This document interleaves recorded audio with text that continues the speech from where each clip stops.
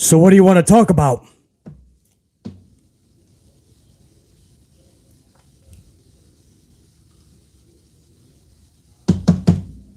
Because I know what I want to talk about.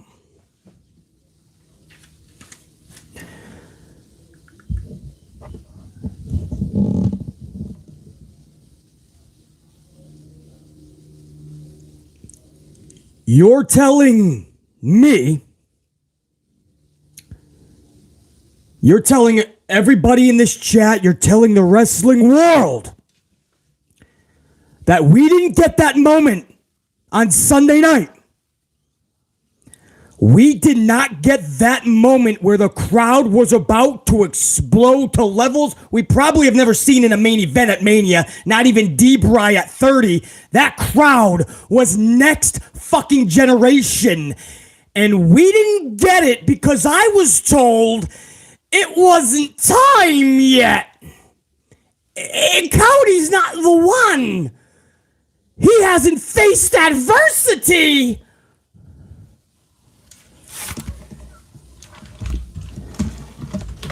He hasn't struggled.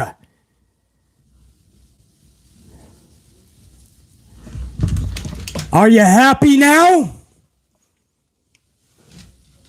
Are you happy now? Because I'm trying to comprehend what happened here. We didn't get that culminating epic moment to last a lifetime. Something we could go back 10, 20, 30, 50, 100 years from now and go, remember that moment. We didn't get it so that Cody can take on Brock at Backlash without a title, because who needs a championship in the main event? Stupid BC. While Roman Reigns sits at home for the next month because he doesn't want to show up to fucking work. He doesn't have to. Am I getting this right, unit? I just want to make sure I'm not missing anything before I keep going, because I was told, relax. It's not time yet on Sunday. He needs to hit 1,000 days. Well, it's easy to hit 1,000 days, McNumbnuts, when you don't show up to work for half of them.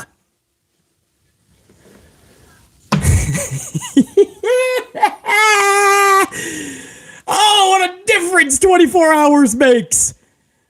When everybody was being told, was being laughed at, right? Oh, relax. It's not time yet. He hasn't had adversity. He'll get it back maybe at SummerSlam.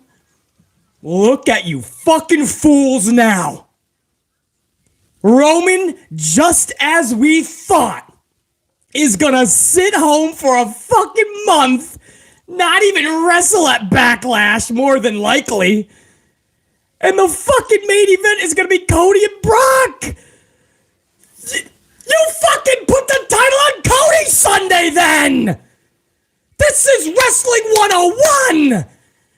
But every fucking fan today wants to have their 140 characters ready, and they want to sound smart. That's what they do. They come across someone like BC and they go, well, shit, I want to give my opinion, not knowing that I'm not giving you just my opinion. I'm breaking down numbers, stats, metrics. I'm looking forward to the business model, what it means for these wrestlers, what it means for the shows, what it means for us. I'm not just sitting there with 140 characters giving you my thoughts, ideas, and opinions. So we all get told, oh, from Sunday night on, we've been told, you guys aren't understanding the process. He needs to struggle more. He needs adversity. It's not time yet. Roman needs to hit 1,000 days.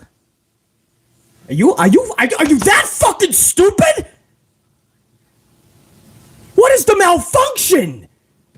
Now the world understands what BC was saying. I was right. It was me, damn it. It was me all along. When it was all said and done, the smoke settled and the dust cleared. It was BC amplified that said it from minute one. I was right all along. Look at what they fucking did last night.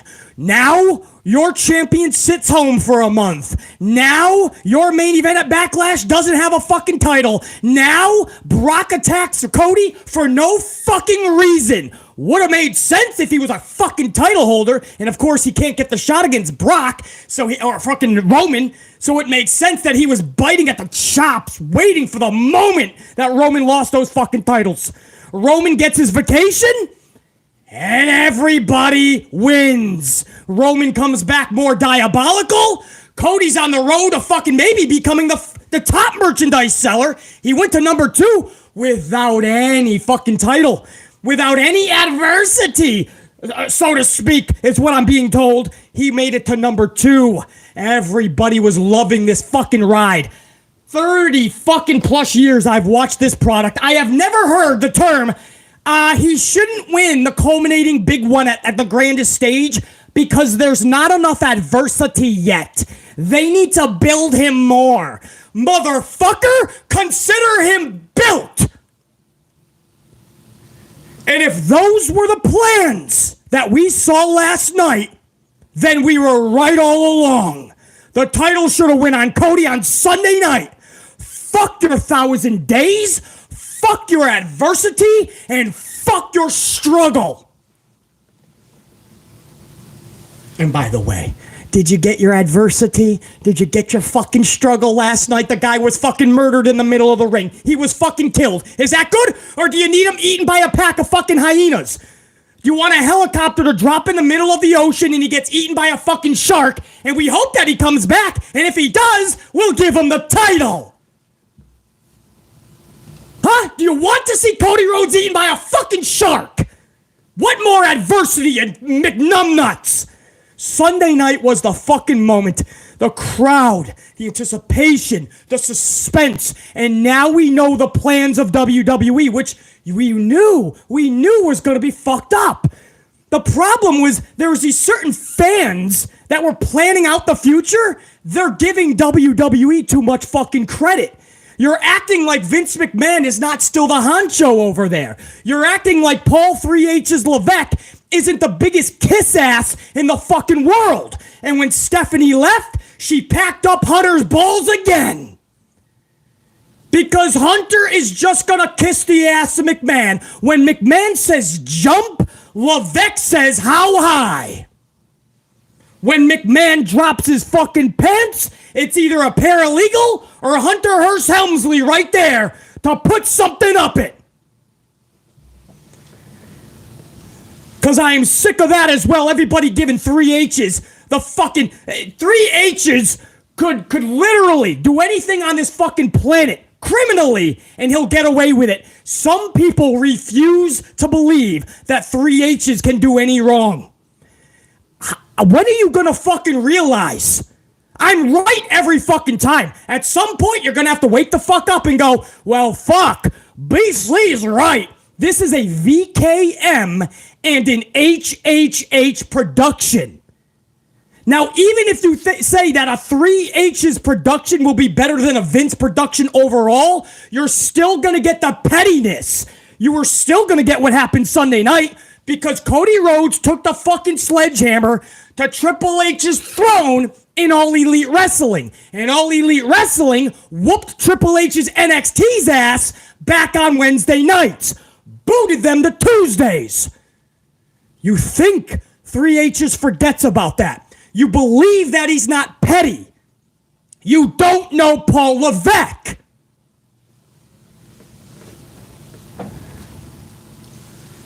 This company from top to bottom is petty as fuck. The McMahons. Shane had his fucking set and he walked away twice because he saw what the old bastard was doing. Stephanie even had the fucking courage to walk away when she saw the heat lighten up to a point where she's like, I'm done, bro. This is fucking pathetic. You know who didn't? Paul Levesque. From day one, this dude wanted to be associated with power. And now he's never going to run this motherfucking company because Endeavor owns 51% of that shit in this new merger. But he's going to run this shit into the fucking wall with VKM. If you think I'm giving this guy a pass, bullshit. He is allowing it to happen. You know what they call people like Paul Levesque in the real world? With somebody like addiction or somebody with a problem and somebody is right there helping them along the way, whether it's consciously or subconsciously, whether they know it or don't know it. That's called an enabler. Paul Levesque has been doing this for years. We've been asking him to fucking stand up. The worst that can happen is what happened with Shane and Stephanie. You have to step aside. Don't feel bad for 3H's. He's a multi-millionaire. Multi-millionaire with homes with an S and probably 17 fucking cars. He's gonna be fine. He's gonna be fine. If somebody treated you like that at fucking work or made you look like a clown or anything like that, you would probably walk away. And that's out of fucking McDonald's or stocking shelves at a grocery store. You'd walk away, right? You probably have nothing in the bank, but you would walk away because you have your self-respect. You have your moral compass. This guy's a multimillionaire, and he refuses to do anything that will make Vince in a bad light. When we voice our concerns with a night like last night, you know what he says? You know what Paul Levesque says? You guys don't know what you're talking about. Vince knows what's best for business. That's what he's told us a bunch of times. He says that we, even though we're sticking up for him, he says we are the problem. We don't know. Well, collectively, you just saw the entire world of wrestling react to that show. This wasn't even just like, this was even like WWE diehards, you know, like the real WWE fans. They stuck their flag in the WWE Foundation, then in that ground. Even they called this shit show out last night. This is a VKM HHH production now. I hope you guys understand they're in bed together. And yes, I fully agree. A VKM with more power is an even worse show. No question. And that's what we have. He has already admitted when asked if he's going to have control of creative. Yes and no. I'll be like far away from the weeds, but like not directly in the weeds. But I'm going to, anytime I have like a wild moment, I will be right there, which is going to be every fucking moment of the day. In the weeds. What the fuck are you talking about the weeds? Mow the fucking grass, mow the fucking weeds, and let's just see your fucking face underneath that fucking headset because we know what's going to happen. I told you from day one that Vince never left. And by the way, this isn't a pat on the back. I was the only podcaster to do that, by the way. Everybody else, when this first happened, they jumped on the 3H's bandwagon. You guys remember? The whole community jumped on the Triple H bandwagon. They actually thought like this was going to be a new regime. He's bringing his people back. Remember everybody got excited? Who was the one person that didn't, guys? From the jump. I'm not talking recently. From the start.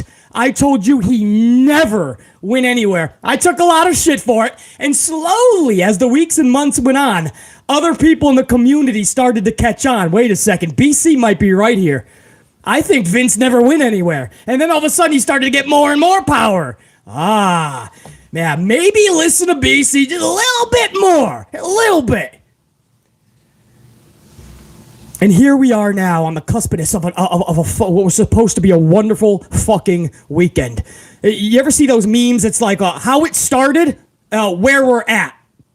Something like that. It's like a side-by-side. It's like a photo, like where it began, where it is. You look at Saturday night, it was flawless. WrestleMania was flawless. And it was just fucking poetic. And then 24 hours later, the whole stadium is deflated. We're wondering why that happened. Fans are trying to explain it. Adversity. He didn't reach adversity. Roman needs to hit 1,000. He'll get it. He'll get it at SummerSlam when it's much less people and much less of a fucking intriguing situation. Great. Can't wait for SummerSlam. And then so the stadium gets deflated. And then what happens? What happens last night? They didn't even care. They didn't even give a fuck. They didn't even put a show out. They just had people going out there. Bro, I'm not even joking. They had people going out there and just doing shit. Seth Rollins went out there and just fucking did his song for 5 minutes, threw a commercial, came back, and then it's just like, check you. I mean, this guy, the crowd was dead at the end of the song, too. Nobody even wanted, they showed crowd shots. There was people in there like, I'm not singing your song, and we've been doing this for 5 minutes, bro. In fact, you were getting over with this fucking stupid song. Now I'm starting to despise you. BC's already annoyed with that fucking song. All right, it's fun for like a little bit at the entrance. That's it. WWE has taken a good thing, and they have driven it into a brick fucking wall. And you know what's going to go with the brick wall? BC's dome piece. Because I've had it. Take your OOO and shove it up your fucking ass.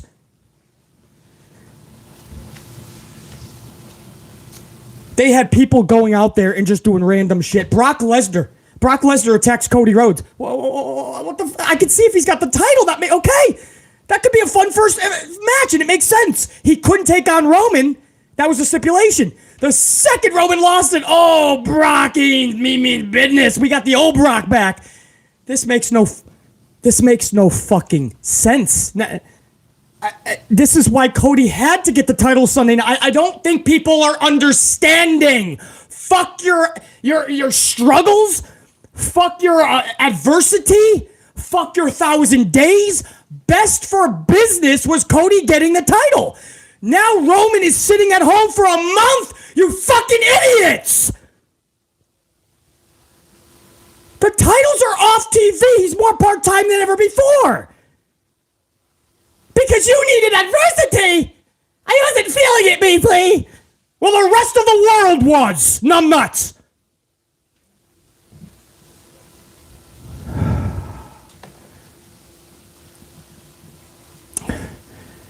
I don't give a fuck if you disagree. Get the fuck.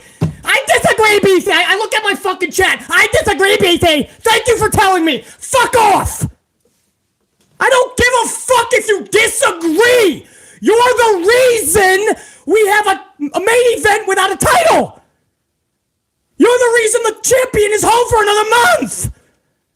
You're the reason we didn't have an epic moment Sunday night. Fuck off. I'm sick and tired of just fans. I disagree. Hey, BC, I disagree with you. I disagree, BC, with your opinions. I don't give a fuck.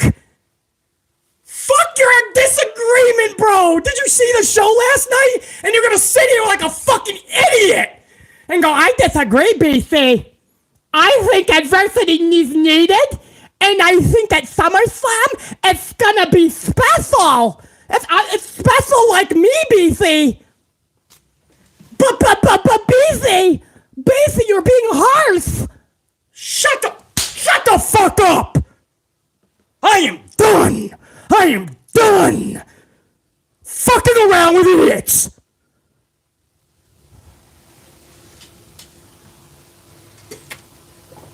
Have some more coffee, BC. You see a show last night, and you're gonna fucking defend this bullshit? You're not just gonna take a fucking L? Take the fucking L. Cody should have gotten it that Sunday, And then he goes on to a championship match in Puerto Rico at Backlash. Let Roman have his vacation. No harm, no foul. No harm, no fucking foul. Take the fucking L in life. I've taken many. I admit it and I move on. Take the fucking L. No. We're right, basically. Let's give it time. Let it play out. Hey, oh shit. Basically, let it play out.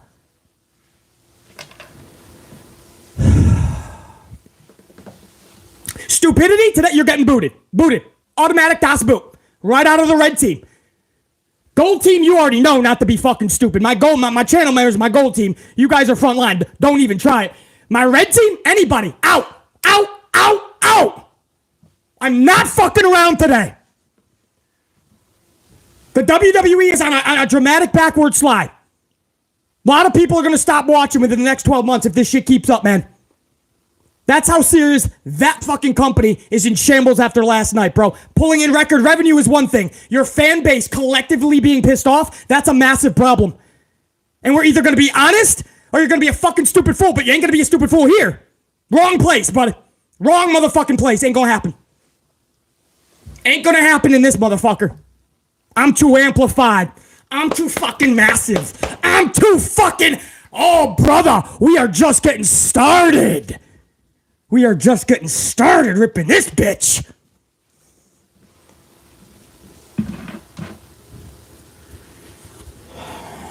So that is where we're at.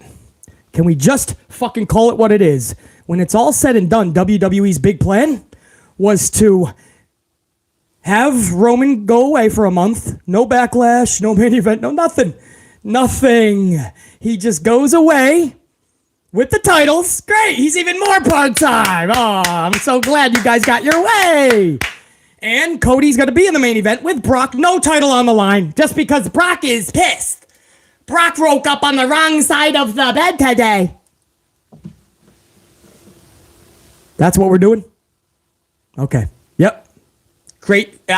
So good that Cody didn't win the title Sunday. Wow, you guys were so right, man. This is so great, man. Monday Night Raw was so epic. Cody's direction going forward is amazing. You guys are right.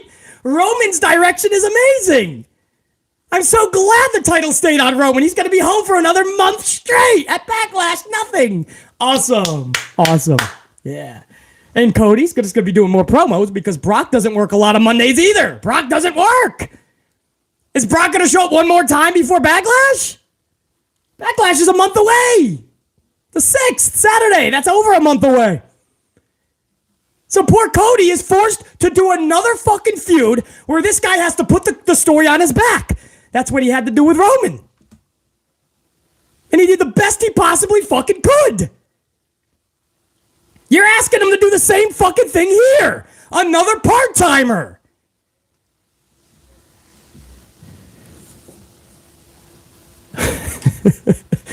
Raise your standards, people. Maybe this shit got away on other channels. Maybe this got away when you read websites or journalists spewing shit. I don't know. It doesn't work here. Here, we're going to talk logic and common sense. We're going to talk about what needs to happen due to factual shit, not our opinion. I want Cody to win. Well, I want Roman, right? You can argue all fucking day till you're blue in the face. I don't give a shit, and I'm not going to listen to a damn second of it. But what factually needed to happen was Sunday Night Cody get the title. And if you didn't think so, after last night, now the world knows. Like the old fucking B.I.G. adage goes, notorious. If you don't know, now you know. Now you know how big of a booking botch that was on Sunday night. Now you fucking know. It's no more about agreeing and disagreeing. You saw Raw last night. You see the trajectory of Roman. You see Cody's. And it was a botch. They should have flipped it. Roman goes on vacation without titles because he's a champion. Go on vacation without titles.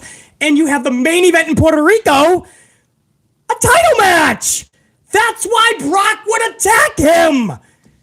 Now you got to come up with a stupid fucking storyline like Paul Heyman paid Brock because he didn't think Roman could beat Cody. Oh, wow, here we go. Yeah, more of the tension there. Oh, what? You paid what? You paid Brock behind my back? And why would Brock want to work with Paul like that? Paul totally, et tu, Brute, put the knife in his fucking back. Wouldn't even make sense, but you have to now come up with something stupid. You have to. Something stupid is going to have to come out now out of all this. When you could have easily had the story that was sitting in your lap. The second Roman lost the title, Brock can now go for it, and now we got the beast back. No more Cowboy Brock. They muddied the waters because they made a last-minute booking botch. And last night's show, I don't even know what the fuck to say about this. May I get into this? Because I have a lot to say, and it's right from the whole fucking thing. I think I have to be amplified. Because I don't know where there's a moment where there's something that made fucking sense on the fucking show. This was the worst. And I don't use this term usually, man, because it's overstated. But this was the worst by a landslide Raw After Mania I've ever witnessed. As in, like, no care was even put into it. There wasn't even an ounce of, like, that anybody gave a shit. Anybody with a suit and tie, anyway. Nothing made sense. You hear about rewrites and this and that. That's a normal Monday Night Raw. You at least have a semblance of a direction. They were putting people out there, guys. They were throwing them out there, and they didn't know what to do. Rollins is out there doing his, and the referee's like trying to tell him when he should leave the ring. He doesn't even say a word. We come back from break, he's still doing his fucking song, and then the ref's like, okay, and go, you're out. And Seth's like, okay, bye. The crowd is worn out from singing the song through commercial, so they're at that point, they were like, what's that? Yeah, hold on one second. Yeah. Watch it back. They didn't even want to sing the fucking song after 5 fucking minutes. So let me start from the jump, if I may, right? Because let's just see how bad it was. Maybe BC just woke up on the wrong side of the bed. Maybe BC is just power bombing baristas all day today. Every fucking time my coffee is wrong, I'm going to take these massive fucking muscles and I'm going to jack up a barista through a fucking table. Or am I just telling logic and common sense? Truth. No barista will be harmed today from the amplifying man. Let's see. So we start the show with Triple H. Total damage control mode, and mind you, not Bayley's group, and that's a side story. Oh, we are fucking amped today, bro. I have so much to say. So Bayley, I'm hearing, has walked out of WWE. Then there's some reports, no, it might be a slight injury. Well, if you look at her fucking little social doohickey machine, she says even the greatest romance novel has to come to an end. Bye. We didn't know what that meant on Sunday morning, right? But we kind of see where it's leading now. Damage control looks to just consist of Io and Dakota. So if Bayley walked out of WWE, that is a major fucking L by VKM and HHH. And Bayley, whether you like her or not, should not even have to feel like she has to walk out of World Wrestling Entertainment. If you lose somebody like a Sasha Banks, Naomi, a Bayley, you are a fucking idiot. If you have somebody like Asuka on her social saying maybe I should just go back to Japan because this women's division is boring and it's shitty. That's what she said. Maybe I should just go back to Japan. This women's division is boring, and she left a shit emoji. And Asuka was nowhere to be seen yesterday, probably punished. I think she was just having a little bit of fun while also telling the truth. But it looks like she was punished. No Asuka last night.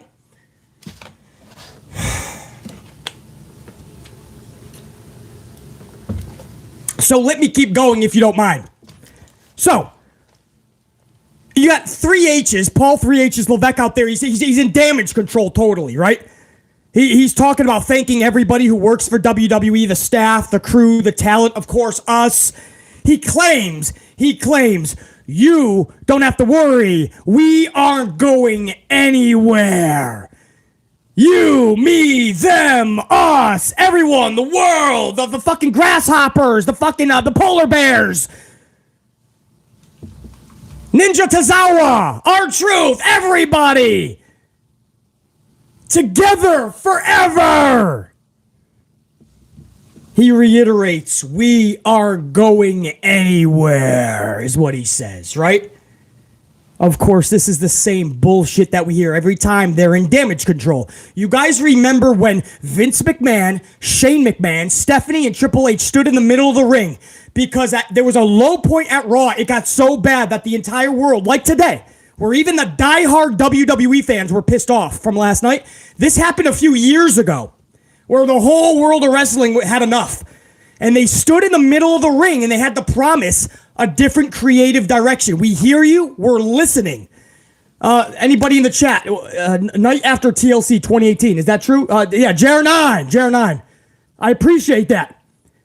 So they stood in the middle of the ring and they said, we hear you, we're sorry. Or they didn't say we're sorry. They're too fucking prideful. They're too fucking stubborn to do that. But they said, we are going to be better, basically. And what happened? Nothing. Goose egg, zilch, nada, nine. Nada. Ratings started declining at a rapid rate at that point. Even more so. And then you have Stephanie McMahon. When this whole fucking Vince McMahon shit happened, you remember Stephanie McMahon came out and said, don't worry, nothing's going to change. Everybody relax. She was gone a week later. She was gone. Nothing's going to change. And one of the top motherfuckers is gone a week later.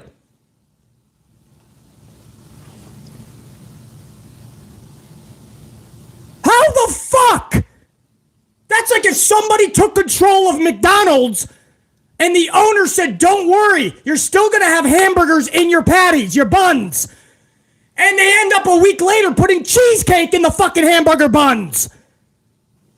Nobody wants cheesecake in their fucking hamburger buns. You claim there's no change, and then one of the top people, the woman who said that, leaves. It shows you what bullshit this company is. Whenever they say that don't worry, whenever they wave the flag and say, don't worry, everybody, stay calm, nothing's changing, expect massive fucking change. Triple H just said that last night. I wouldn't fucking doubt if this fucking dude is out within a month. Maybe he locates his balls out of Stephanie's purse and he removes himself finally. Multi-millionaires, Triple H. Link up with some fucking heavy hitters and start your own promotion, bro. I'll give you a try. For anybody that thinks I bash Triple H and I'm harsh on him, no, I want him to find his balls so he can stand up to Vince because all of us can't because Vince doesn't listen to us. The only guy that can is H, and most of you have had his back, but he has said fuck you to you time and time again. If H ever goes off and does his thing, I'll give it a try. This isn't working. He's out there doing the hoorah speech. Don't worry, everybody. Everything's going to be just fine. We're not going anywhere, he says. And the fucking night from there on went absolutely south at a rapid pace I've never fucking seen before. I've never seen a show go downhill so fast like I saw last night. He claims we're not going anywhere. He then introduces Roman Reigns. Roman comes out with Wiseman and Solo. Cody Rhodes follows. Cody wants a rematch. Why the fuck is he smiling too?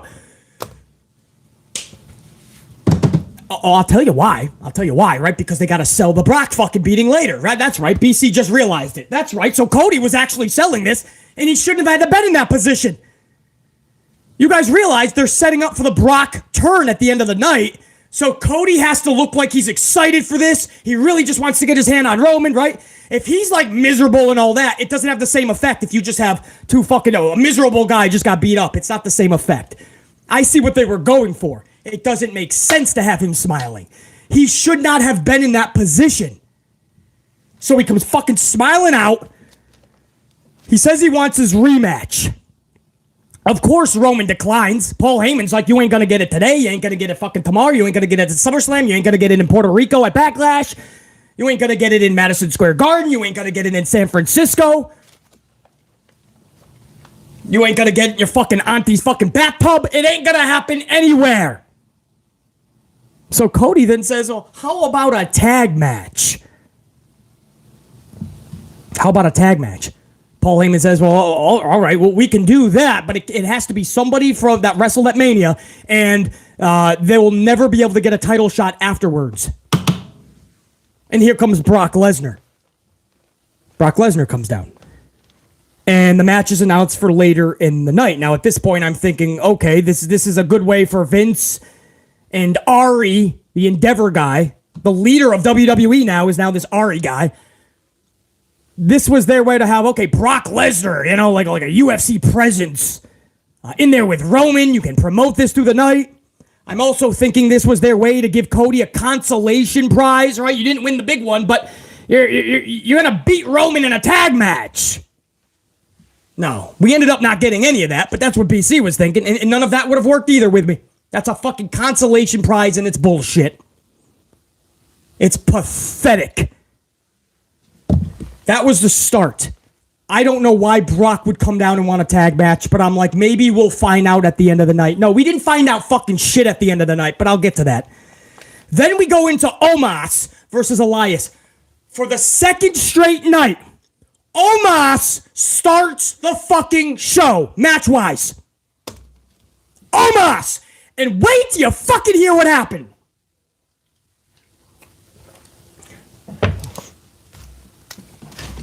Omas versus Elias, the quietest Raw After Mania crowd I've ever heard or witnessed in this match.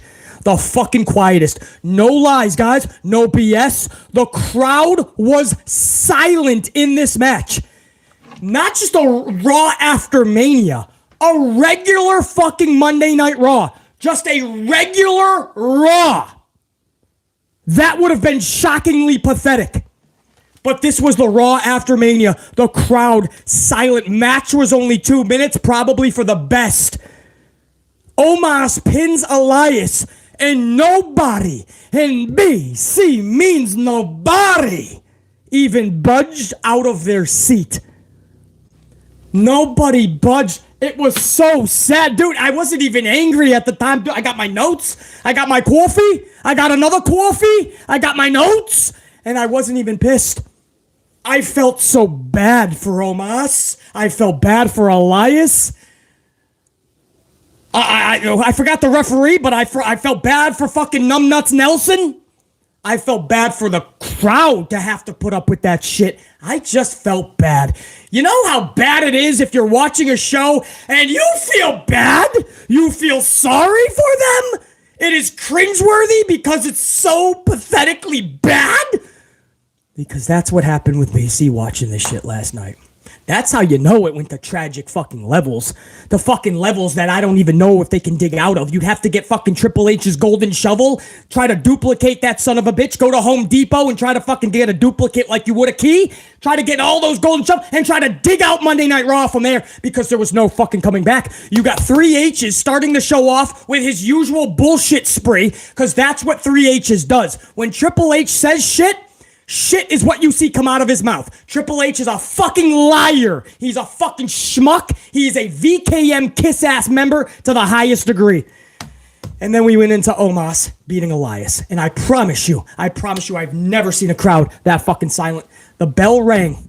1, 2, 3. And this is what you heard.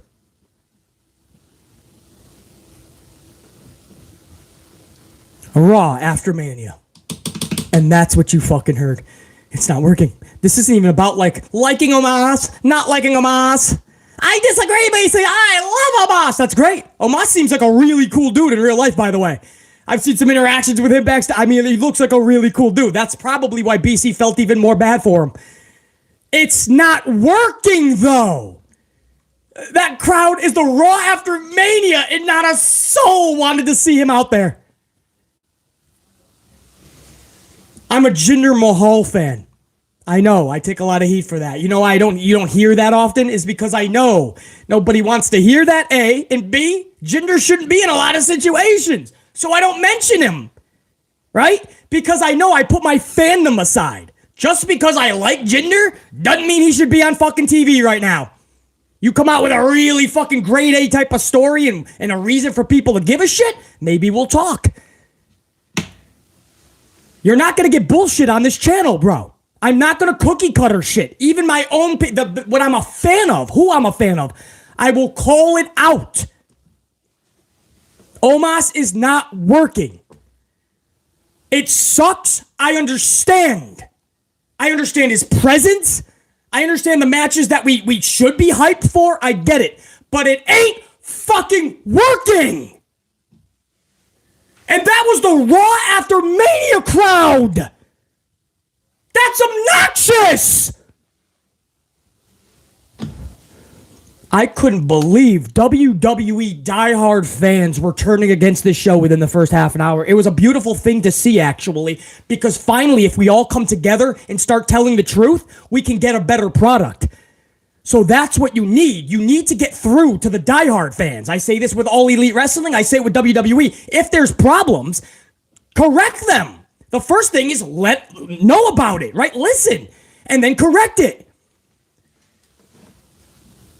So right off the bat, we're off to a horrible start, and we're just thinking, okay, we're going to have obviously surprises. We just don't know who, right? I mean, how is Randy Orton going to show up later? How are they going to have Jay White show up?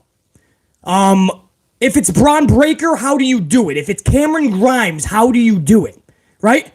You know we're going to get a few surprises. It's just how are they going to do it? It looks like this point like they're loading hour 2 and hour 3. Hour 1 at this point just looks like filler bullshit. So it's Raw After Mania. You're going through this change. You just said that we're not going anywhere and we're going to give you the best entertainment. So we're expecting a packed last 2 hours. You're going against the NCAA championship.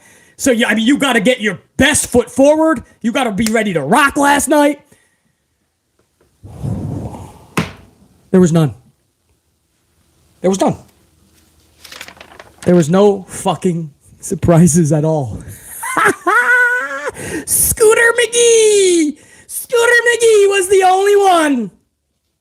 We'll get to that in hour 2 or 3. I don't even know. You know what's fucking pathetic? I usually, for Raw, have at least 3 pages of notes. I have 1.5 pages. That's how fucking bad this show was. I couldn't even believe it. When it was over, I had a page and a half. I'm like, where's the fucking other pages? What the fuck? Nothing. That's how bad the fucking show was. The big surprise last night was Scooter McGhee. We'll get to that.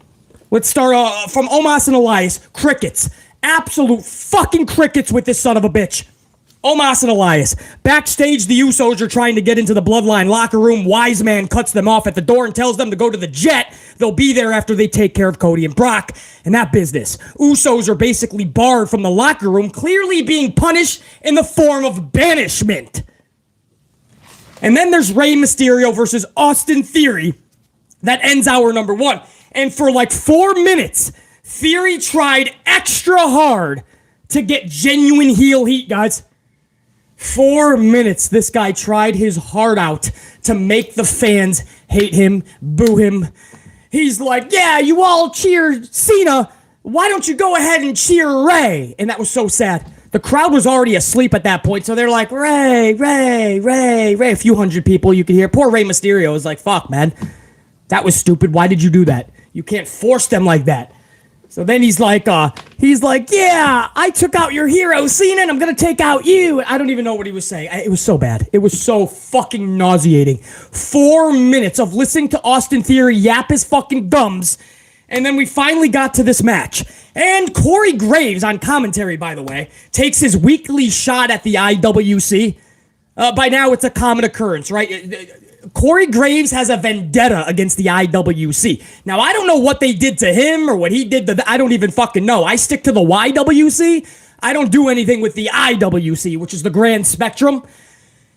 But he takes his weekly shot at the IWC. Only difference is this week, instead of trying to just take his shots at the tweeter machine and such, he also took a jab at the YouTube machine.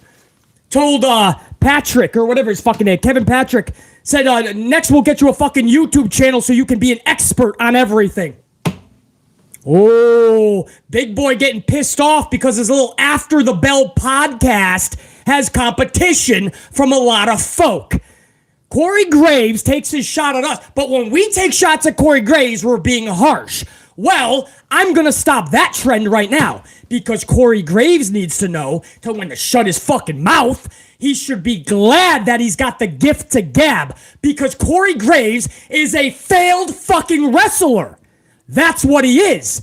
And he should be thanking his lucky stars that he's got the gift to gab. Otherwise, he'd be nothing more than background on Montez and Bianca Belair's next reality show. That's right. That's where Corey Graves would be. This numbnuts, the only thing he's great at is collecting concussions like Mario bounces his dome piece and collects coins. So before you take another shot at the YWC, go get another concussion, you fucking idiot. Oh, was I not supposed to give a shot to Corey Graves? Fucking idiot. Stick to the IWC, numbnuts. When you go to the YWC, I'm coming for that ass! So, we move on, okay? So then we go to the end of this match. What is it? Theory hits A-Town down, and he pins Rey Mysterio. Oh, that's another fucking problem that I have. Oh, that's another problem! Ah! Okay, so here's my next fucking problem. Oh, we are fucking hyped today, buddy. Oh, yeah! Why the fuck the two dudes that just won at me? They just won. Okay, I need common sense and logic here, folks. I need you to work with me, unit. I know you guys are working with me on this, right? Everybody up in this bitch. Strick, Eddie, Juan, Jer9, War Dog. Everybody, I need you to work with me, all right? They just won at Mania. Now you put it into high gear, man. Pump it up, both of them. Ray, right? One last massive run for Ray. What a Mania win. Fucking Austin Theory over John Cena. Let's rock. So what do? They put them together. Where one of them has to lose, 50-50 book them, and the WrestleMania match is all for naught. Awesome. And there'll be people that some will still defend this shit. I don't mind it. Yeah, I know. You probably don't. I have no rebuttal for those idiots. I just literally now just answer with this. Oh, I know you don't mind it. Have a nice day. Bye. There's no engaging with that level of stupidity. You can't do it. So two fucking dudes that have massive fucking W's in the ring, and one of them has to lose. You just hope it's creatively, and maybe Ray just lost. Looking up at the lights. Count the fucking lights, buddy. Count them. And then post-match, Dominic picks a fight with Bad Bunny.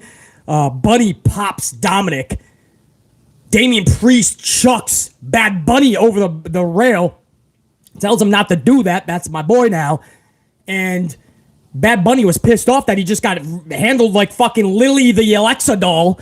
So Bad Bunny pushes Damian Priest, and then he fucking pops Dominic a second time, knocks him down, and Damian Priest gives him a clothesline from hell, basically. JBL would be proud. And then he chokeslammed Bad Bunny through the commentary table. Salute to Bad Bunny. He sold that like a motherfucking $1 million. Bad Bunny got turned inside out on that shit. I never had a problem with Bad Bunny's performances in this in this realm. WWE, pro wrestling. Logan Paul, Bad Bunny. I mean, they come in, they take it seriously, and they whoop some ass, bro. So I know some of you guys are probably looking for me to like pick apart shit from Bad Bunny. Why is he there? This and that. But every time I see Bad Bunny, he's crushing the game. So until I see something bad, props to Bad Bunny. I don't know what the fuck you want from me. I critique bad shit. I critique the good. Bad Bunny is like one of the fucking only good parts of the show. I can't believe there was a good part. Salute to Bad Bunny, I guess. So they're setting up that, obviously, Backlash match, Puerto Rico. I don't know if they'll do a tag match, most likely, or they'll just go straight up fucking Damian and Bunny. I don't think it would be Dom, right? Damian's more the friend. Damian had no WrestleMania match. Maybe it'll be a tag match. Rey Mysterio, and Bad Bunny versus Dominic and Damian maybe makes the most sense. And that way, Bad Bunny doesn't have to carry a whole match by himself. So I'm thinking Ray and Bad Bunny versus Dominic and Damian would be the most sense. So then we go into hour number 2, KO and Sammy versus the Street Profits. It took 10 minutes to set this match up. I can't even make it up, man. Okay, so Sammy, KO are saying thank you to everybody. We became champs, blah, blah, blah. That's nice, right? Give them 3-4 minutes. Awesome. Then the fucking Street Profits, right? They open up an open challenge, and the fucking Street Profits come out. Okay, here we go. So just let's do the match. No. We have to have 4 more minutes of fucking mic work. Go to commercial, come back, we finally get the match. Montez eats the pin following a KO stunner and subsequent haluva kick. Sammy collects the W ultimately. I noticed they're really protecting Dawkins here. The win at Mania was Dawkins, and then Tez, of all people, takes the fucking L here. They're really trying to protect Dawkins because it's exactly what BC told you. Tez is ready to break out on his own. He's been. Montez is a shining superstar right now. The only anchor, right? Because you don't want to anchor a star. The anchor is a big boy named Angelo Dawkins. He's the anchor of the team. And that's not a good anchor. He's fucking weighing that star down. So now they're trying to show us all that Dawkins can rock too. And he can. I just hope when it's time to sink or swim, he swims and doesn't sink. But you can't ruin Montez in the process. Him taking this L was kind of fucking awkward, bro.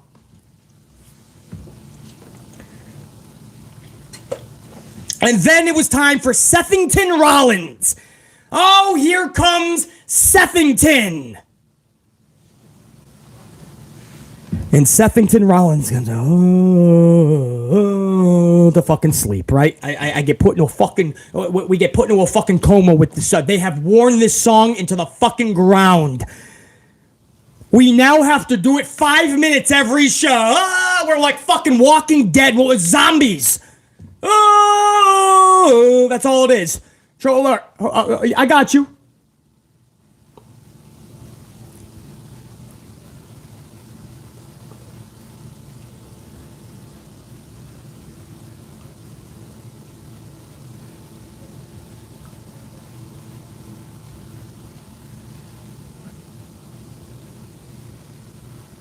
I got you. All right. I lost you on the big screen. My bad, guys.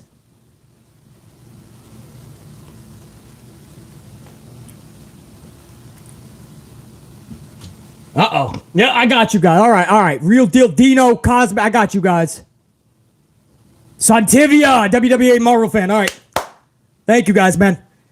Lost you guys for the second on the big screen. I got to make sure there's still a fucking visual. Otherwise, I'm just audio format only. Hey, as long as you guys can hear my words, I guess that's all that matters.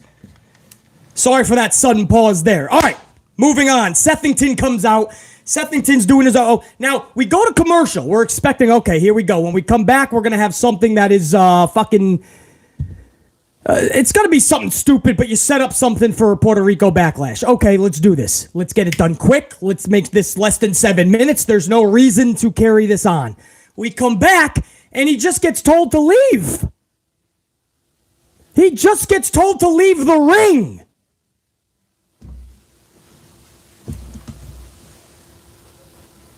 What did we... What? They had him go out to do this through a commercial and then go back.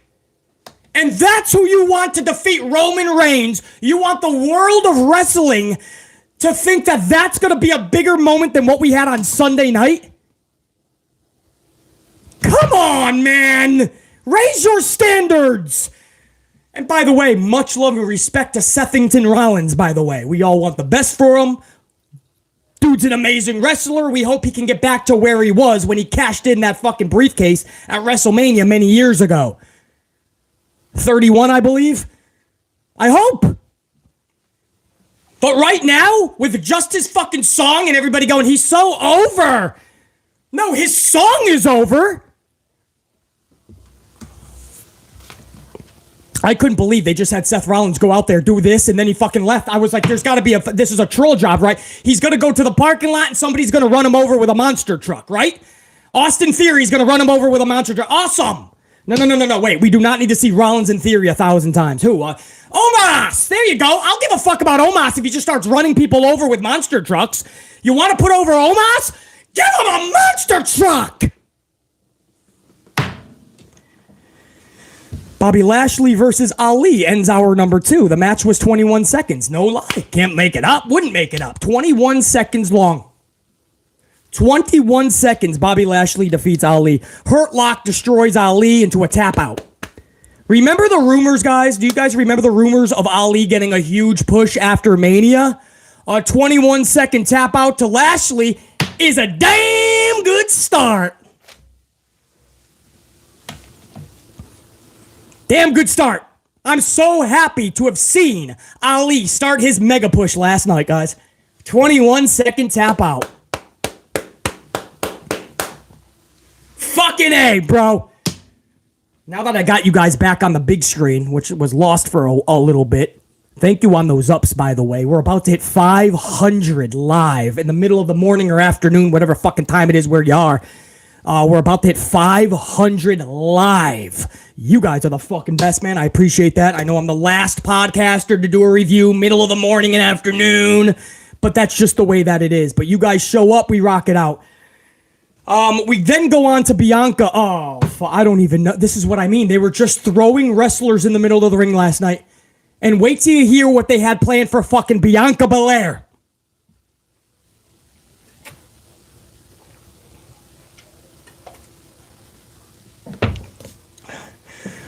So, Bianca Belair is in the middle of the ring. Yes! Bianca's in the middle of the ring. Talking about, like, thank you, Asuka. You're so good. And this, of course, Asuka just knocked her block off last week or 2 weeks ago when she finally said, I'm not here to coexist with you. And then she tried to spray mist in her fucking eyes to get the title on Sunday. Thank you so much, Asuka. You're so special. And man, this wouldn't have worked if it wasn't with you. And I'm like, oh, stop. Just stop. Then Rhea Ripley comes down. Rhea Ripley's in there face to face. Belair Ripley start hour 3 face to face, just back and forth. I'll face you one day. Yeah, one day we'll see who's the best. Yeah, we will. Oh, you can bank on it. No, you can bet on it. I'm better. Nuh-uh, I'm the best. I'm the EST. Well, I'm the capital E, capital S, capital T. And they just bickered. And then Rhea walked away. That was it. There was some slight improv there, but it was basically that. I didn't know why the fucking champions are fucking eye to eye. They didn't have anything. That's why. BC, it was a cool little moment with the title holders. No, they didn't have anything, guys. They're parading people out there. That's all they're doing.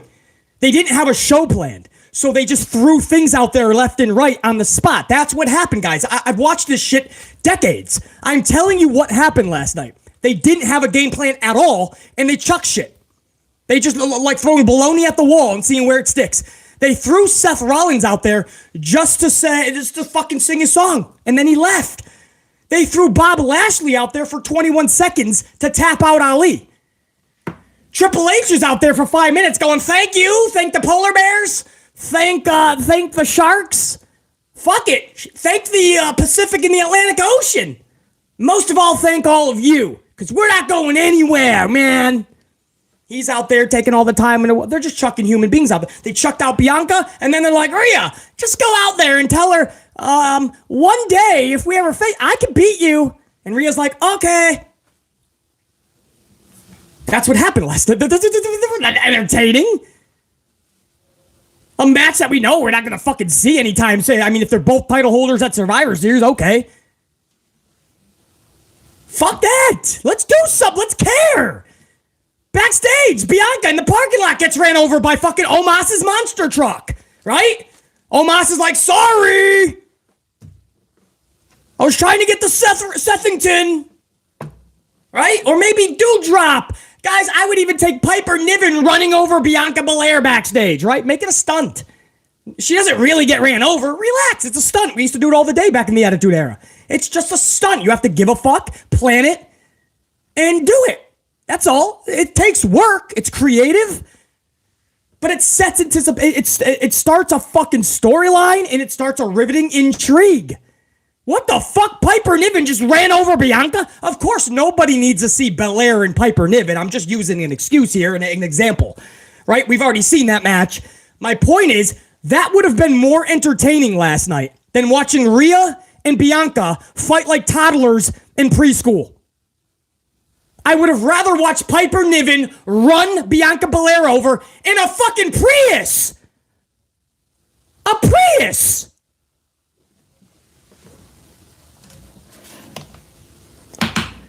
That's all I'm asking for. Make it entertaining. You want me to fucking watch Omas? Okay. You want me to watch Piper Niven? A dewdrop. A cough drop. I don't care what you call her. Okay. But give me a fucking reason.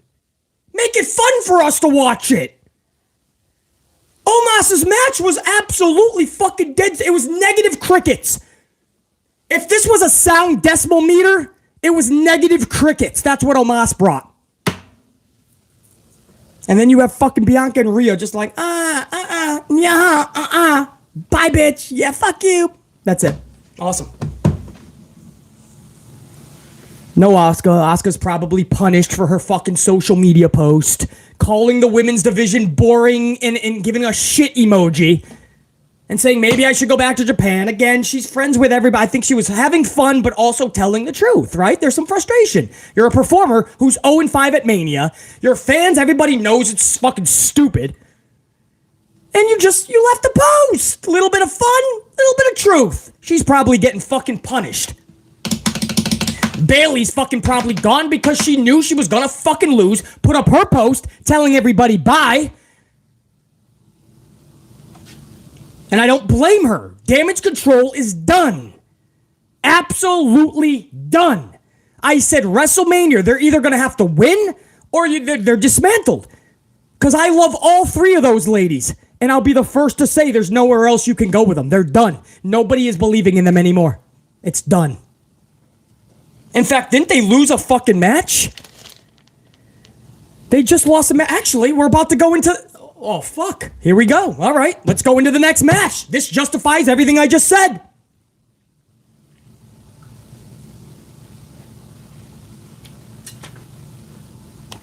Salute unit, we just hit 500 on the ups, man.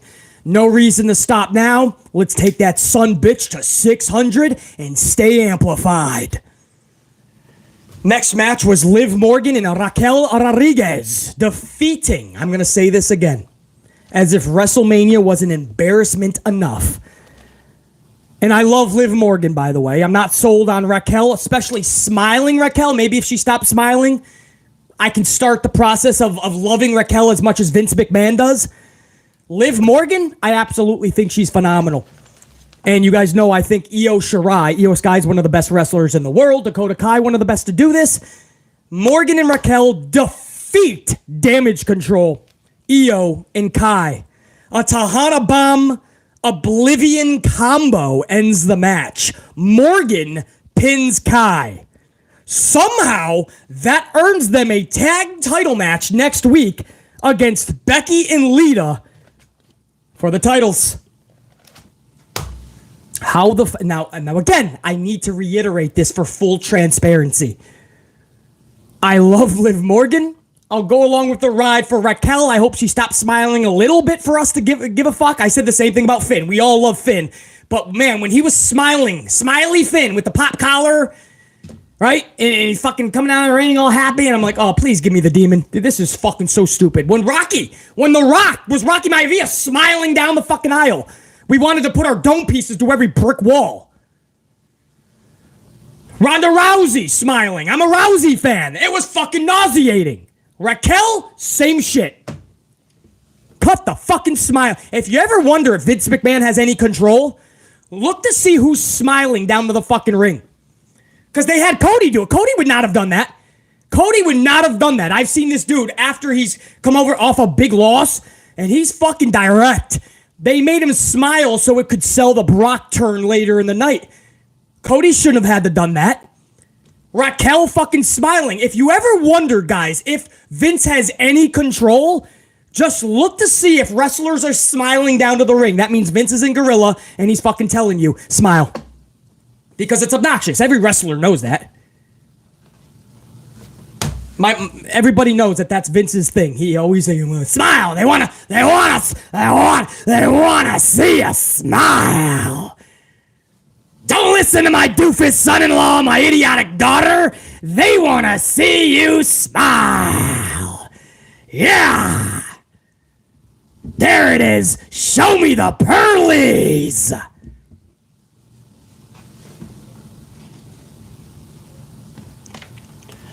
So Morgan and Rodriguez end up fucking collecting the W over Damage Control. Okay, so this gets them a title match somehow. How the fuck does that earn them a title match? As much as I love Liv, what?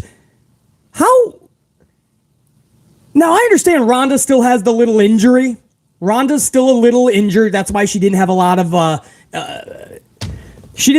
participation Sunday in that matchup. But my thing is, then you have to prolong. You can't have a tag title. You got to wait a couple weeks or Backlash. You just got to do it because obviously they won the showcase. They have to be first in line. You can't look because Unit. Am I right or am I wrong here? Wasn't Liv and Raquel in that showcase match at Mania? So they lost. So you can't leapfrog. In fact, they were, actually. They were in it. JR9, I appreciate that. WWE, AEW, Majin Styles, Santivia, thank you. They were in the same match. It just doesn't make sense. I understand you have minor injuries. It's nothing big, by the way. Just probably needs a week or two more extra weeks. So, okay, you can even make it a Backlash. I'll be okay with a Backlash title defense. Right? It's not the end of the world if Lita, of all people, Lita doesn't defend until... Okay, as long as you make it a fun match. Build up the next 4 fucking weeks, even without wrestling. If they're injured, you still have to. You have to book properly. You remember when Austin had his broken neck, guys? That was the best booking of Steve Austin ever. It catapulted the success, the rise of 316. It was when he was injured and he couldn't wrestle. They were booking him like $1 million. They had him fill up Vince McMahon's Corvette with a fucking cement. They had him coming in there with beer trucks. They had him delivering beer bats. They had him fucking going in there with Zambonis. It was the best. Monster trucks! I love monster trucks! He was running Vince McMahon's limousine with monster... He was chasing motherfuckers with a monster truck! That's fun. Back in the day, they gave a fuck about the show. It was a television show, and they wanted people to get invested. Nowadays, there's no care. You don't even go to the parking lot anymore, basically. You don't even, they can't even send the camera crew out there. That's too much fucking energy. Going backstage where the camera shot is a fucking exhausting endeavor for these fuckers.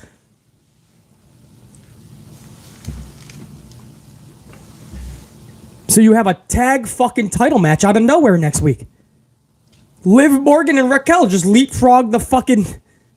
And then you look at Kai in Shirai, or Sky, Sky in Dakota Kai. Bayley just walked away, or Bayley's got some type of fucking... Bayley's not happy. And this clearly is not just like an injury thing if we find out there's a minor... Because she said bye to everybody before her match and then wrestled normally. And her group is in shambles. Nobody's believing in it anymore, sadly. There was no mention of Bayley last night, by the way, guys. So if this was just like a little injury, to my knowledge, they did not even mention Bayley last night. And Damage Control was in that ring. Bayley had that match at WrestleMania with them. No shit, man. Bayley could have very realistically stepped away, and I'd believe it.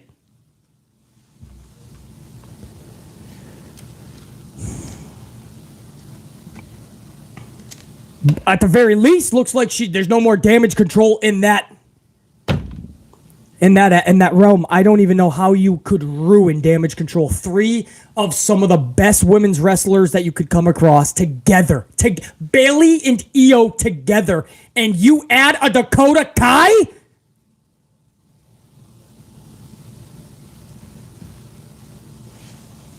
You couldn't botch that if they fucking paid you The $21 billion Endeavor merger deal. You couldn't botch that shit.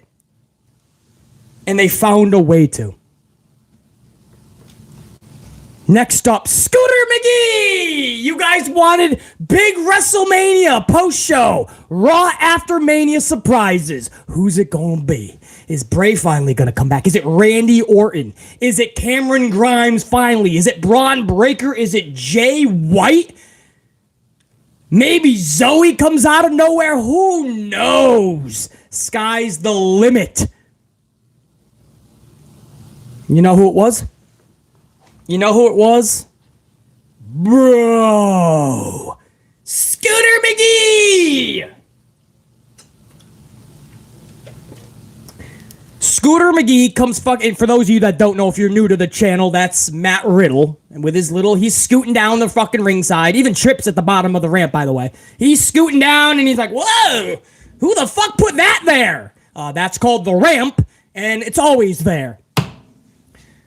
But who knows? Maybe he fucking smoked massive amounts before his debut, and or his fucking comeback, and then I don't know. He's tripping out there with his little fucking slippers on, or flip flops, whatever the fuck you call it. At first, I'm thinking, uh-oh, he's gonna give us another 14-minute promo about his fucking tootsies.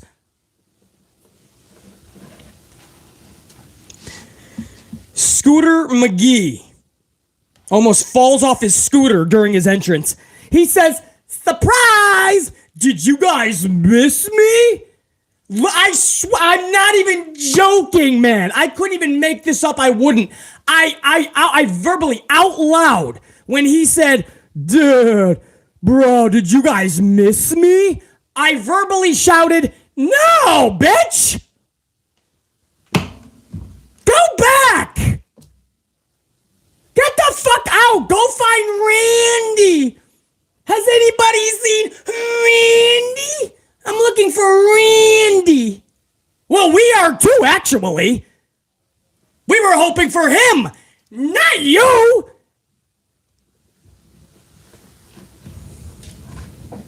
Take your fucking scooter and roll your ass out of here, bro. Somebody give him a dime bag and get the fuck out. Give him a fucking an ounce. I don't even just get them out. Get out.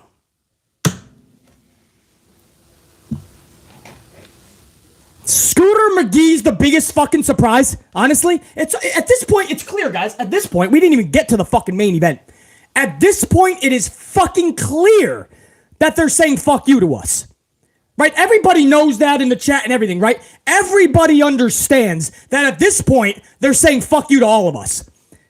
It's not that they don't know how to put out a good show. They do. That's what Saturday night was. They made sure it was flawless. So all of us were giving it rave reviews, and we'd come back Sunday. Then Sunday, they do all the questionable bullshit, and by then, they already made all their money. Monday night is just their way to say, fuck you all. Gotcha.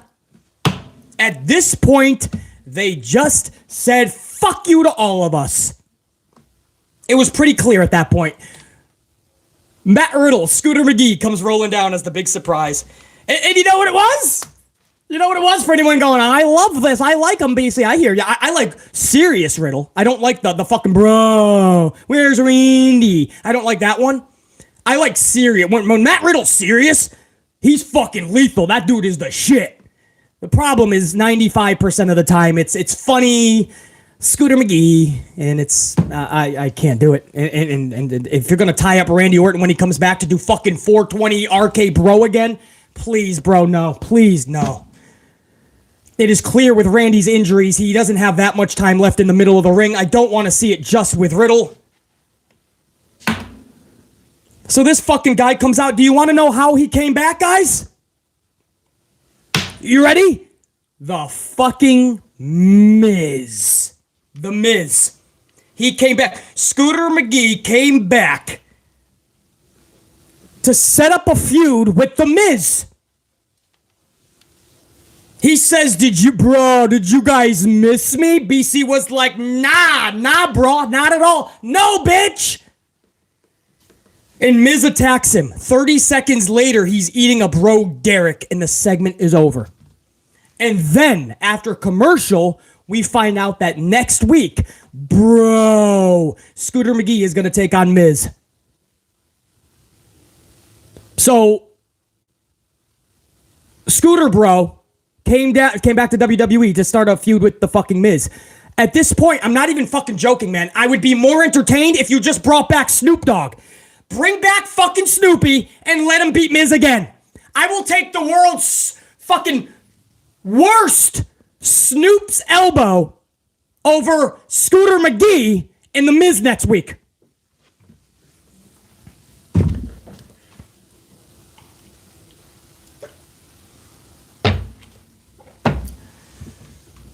And then we went into the main event. So at that point, it was known that there was no more surprises. Everybody knew that, right? It's Brock, it's Roman, it's Cody, it's Solo. There's no reason for a surprise. There'd be no.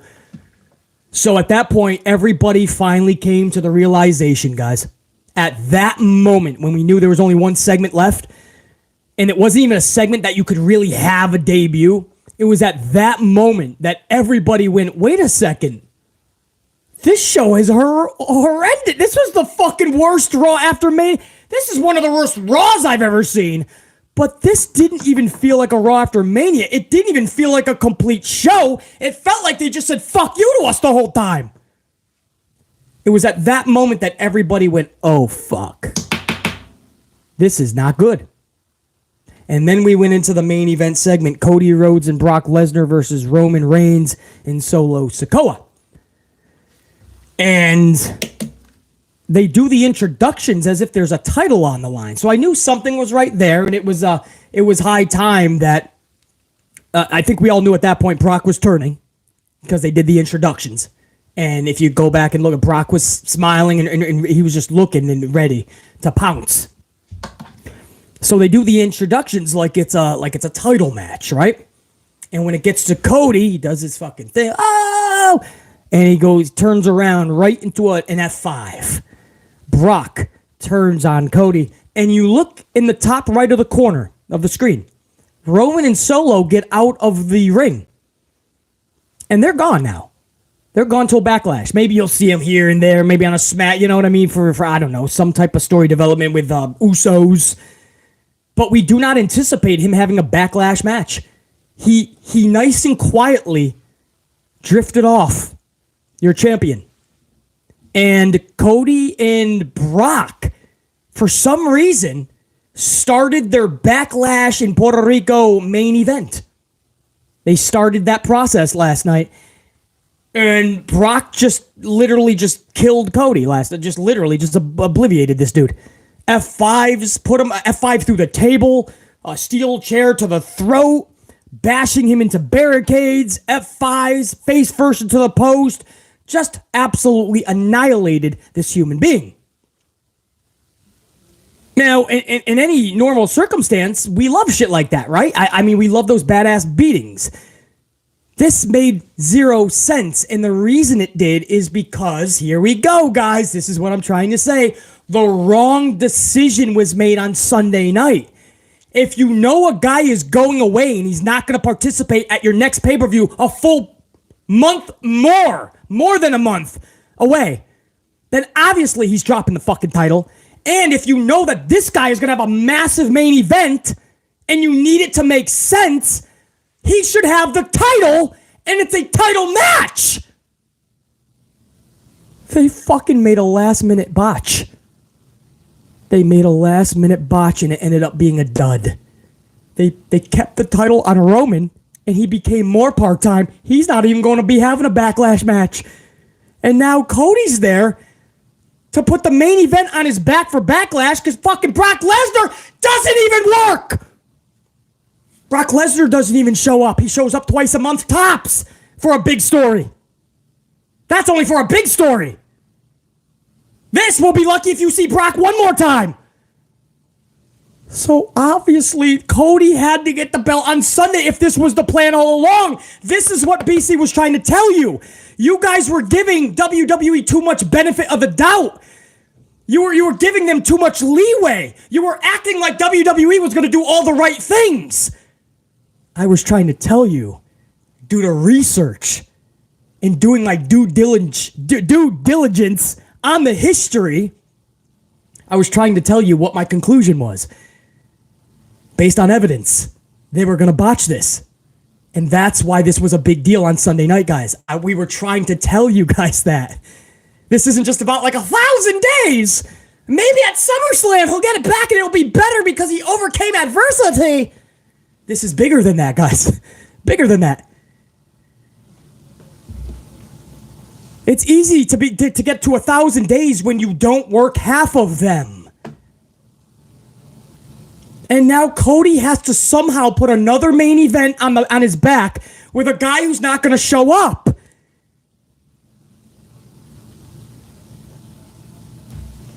And he doesn't even have a title to help him do that. Like, at least this is why you should tune in to Backlash. This is a massive title match. No! It's just Brock for no fucking reason. You think he want Cody to get it so he could take Cody on, not destroy Cody. And now you have no title match in your main event. It's just a Cody-Brock random match. While the champion sits at home, counting down days to hit 1,000. Wise man, where are we at? 967? Okay. Now, what are we at now? 985? Okay. What do they want me to do? Go to SmackDown next week to say hello? Okay.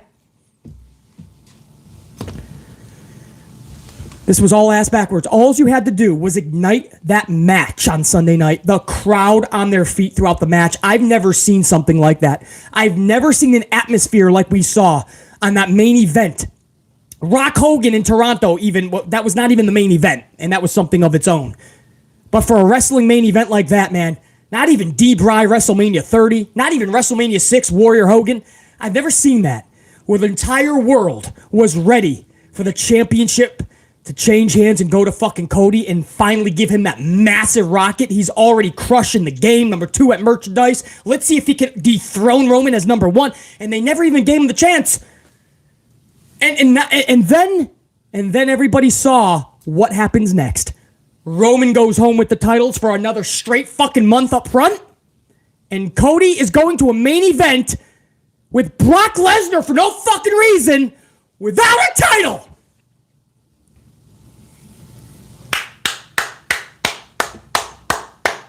Awesome. Fuck. Man, why didn't we just listen from the beginning to everybody, right? Oh, wow, yep, he's got to face adversity first, BC. Well, now we have the shit show we saw last night. Expect more of that going forward. You made your bed, now you got to lie in it. You can't have it both ways. You honestly thought WWE was going to be flawless going forward with Roman staying the champion? I'm the biggest advocate for Roman's title reign. I love the fact that it went a year, 2 years, more than 2 years. Fucking love it. Love the fact that he doesn't show up every show. I've been the biggest advocate. I've taken heat on this channel for being a Roman supporter in that way. But I'd be the first to admit, you have to read the room. You have to know when to say when. You have to know when it's time. Sunday night was just time. Cody was just the guy. It's the right place, right time, right atmosphere, right vibes. You just have to like the match and watch World Wrestling Entertainment go to another level. Instead, we all started to act like we knew what was best for business. And here we are. I hope you're happy. Roman's gone for another month plus with his titles. Bye. See you later, man. Business as usual. And Cody's over here going to try to sell a main event by himself because Brock doesn't work either. So Roman doesn't work, Brock doesn't work. Cody's going to be out there getting boos and cheers or whatever the fuck people are going to do because he's going to be out there twiddling his fucking thumbs because they ain't going to have anything for him.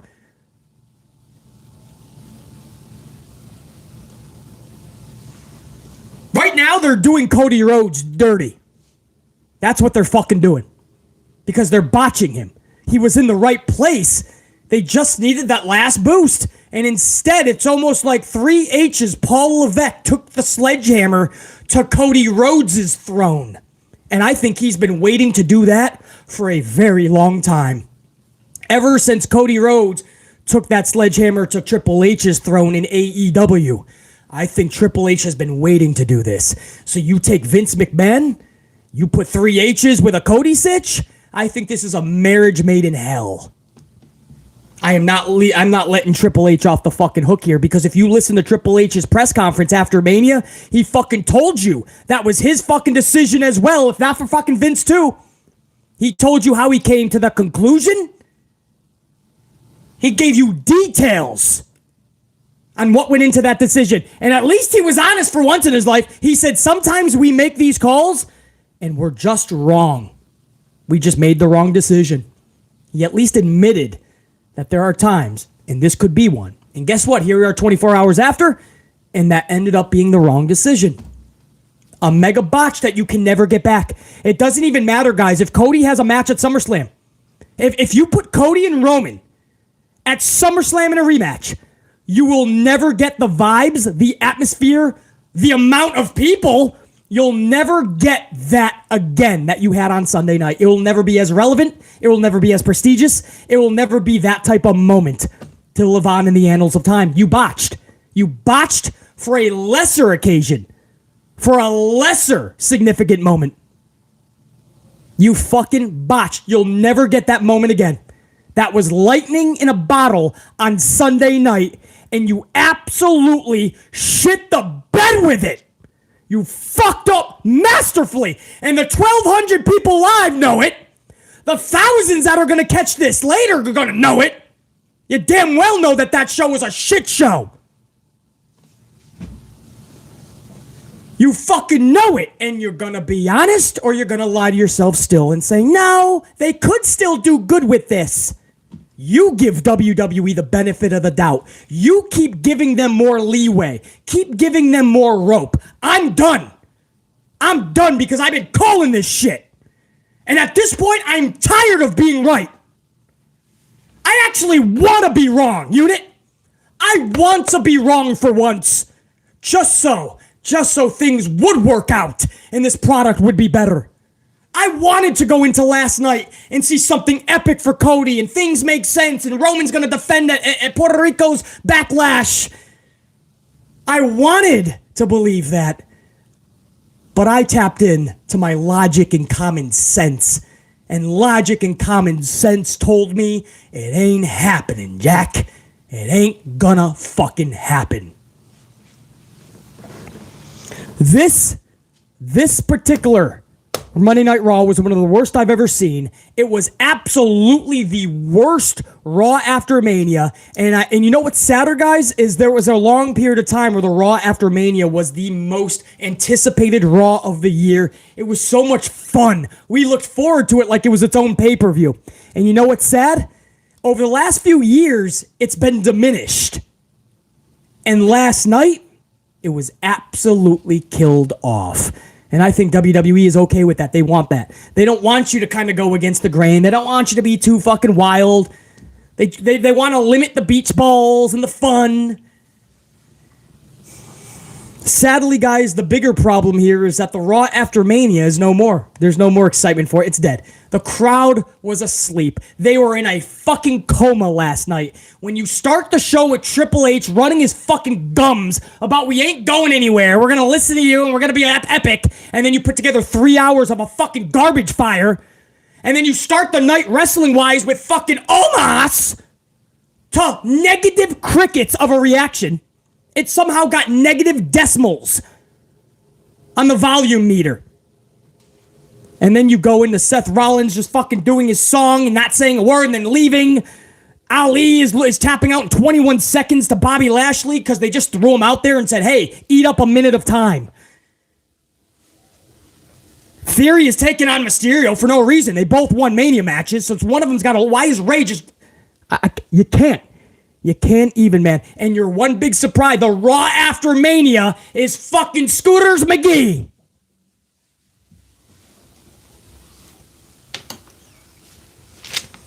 This Raw fucking sucked.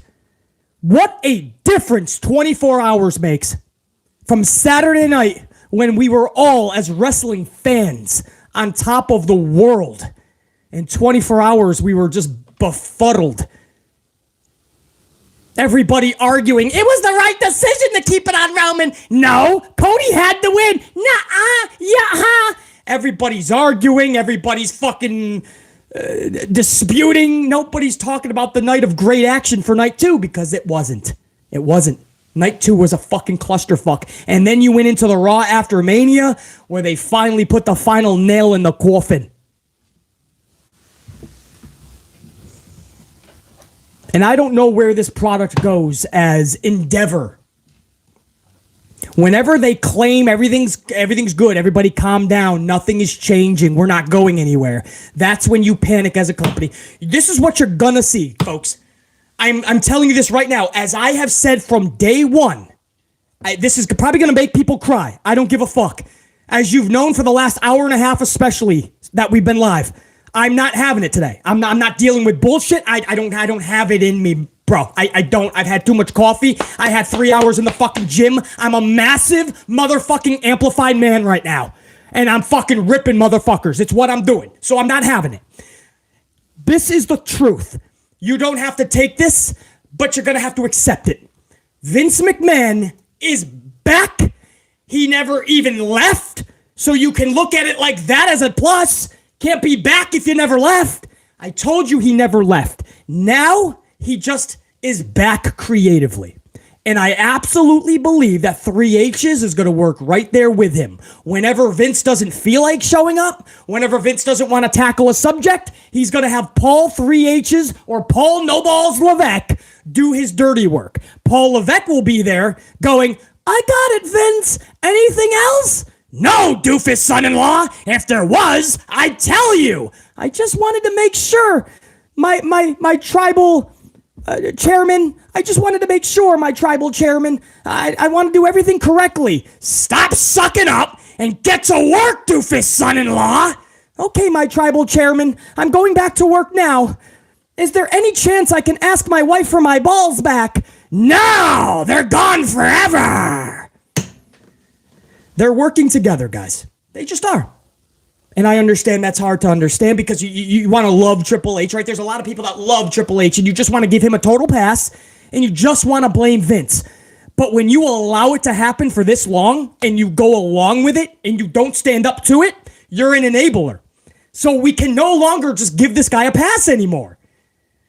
I need Triple H diehards to understand that the only way to make good change is to fucking direct that heat to him. He needs to know. And he knows. I don't even think it would do any fucking justice because you know what? He is fine in the role that he is.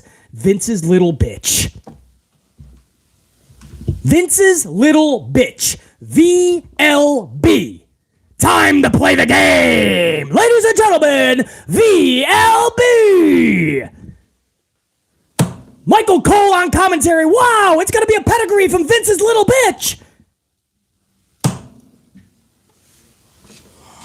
Because that's truth. I know that's hard to hear. I get it, man. I get it. Everybody wants to believe that Triple H is the savior and Vince is just ruining everything. But when you allow it for so long, you're just an enabler, bro. How many times you're going to let this guy off the hook? You guys are just now enabling Triple H. And it's a vicious cycle and will never succeed. You guys, man, you gotta stop giving Triple H a pass. It's both of them now. I don't know any other way to say this. It's both of them. And we're going to play this weird game now. Whenever something is good on Raw or SmackDown, we're going to say that's Triple H. And whenever it's really bad, we're going to say that's Vince. And you might be right, by the way. There's no argument. The point is that we should not be watching like this. This is an absolute fucking travesty, and this is what we're at right now. I'm just telling you guys the facts. I hate the fact that it's VKM and Triple H. I hate it. Pick one. Actually, I'll go with H, even though he's a petty motherfucker. But now there's two, and this is how we're doing it. Creatively, it's going to be them two. That's what's going to happen going forward.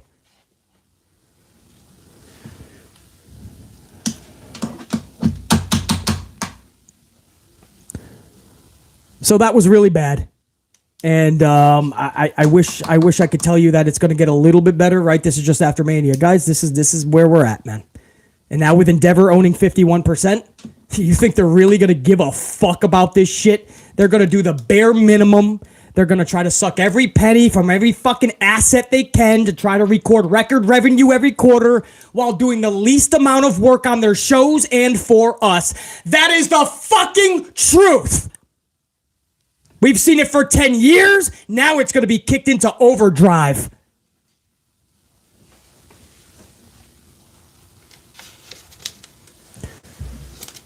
Over 600 on the ups. I appreciate you guys very much. Let's go to 700 live. To the 1,000 plus, 1,300, whatever it was, man, live. Thank you guys so much, man. I'm going to go over some super. I'm going to stick around for a little bit, but that's the review. That's my thoughts on this fucking shit show. I could be here all day just repeating myself, but it's not even worth it. So appreciate you guys, man. I'm going to stick around for a little bit. Anybody that wants to stick around, shoot the shit a little more, feel free to. I'm going to stay live, go over my super chats. But thank you guys so much. Gold card members, new channel members especially. I think we had a couple new ones. And I want to make sure that I don't know if it's updated yet. But we just got a couple of new members in. Caitlin Lee Hagar. Caitlin, welcome to the channel membership. Welcome to the gold card unit. Activate your gold card. Stay badass and amplified at all times, Caitlin. TJ Baines, one of my faves, man. Gold status. TJ, so good to see you up in here in APW. So APW, TJ Baines, Caitlin Hagar, welcome to the Gold Unit channel membership. My one request for you guys is just stay amplified and don't be a bitch boy Braden at any time. Don't just fucking disagree to disagree. Please have some factual information, add to the fucking conversation in a positive way. Just always be front lines, man. You gotta rock out. Gold card is not just something that you just fucking get. You gotta be it. So I appreciate you guys big time, man. My new channel members, all my channel members that have been here from day one as well.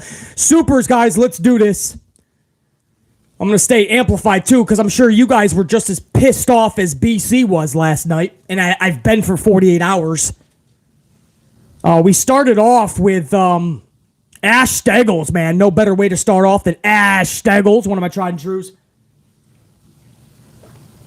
Salute, brother. Cody's loss was for him to go up against Lesnar. Lesnar next, what the fuck?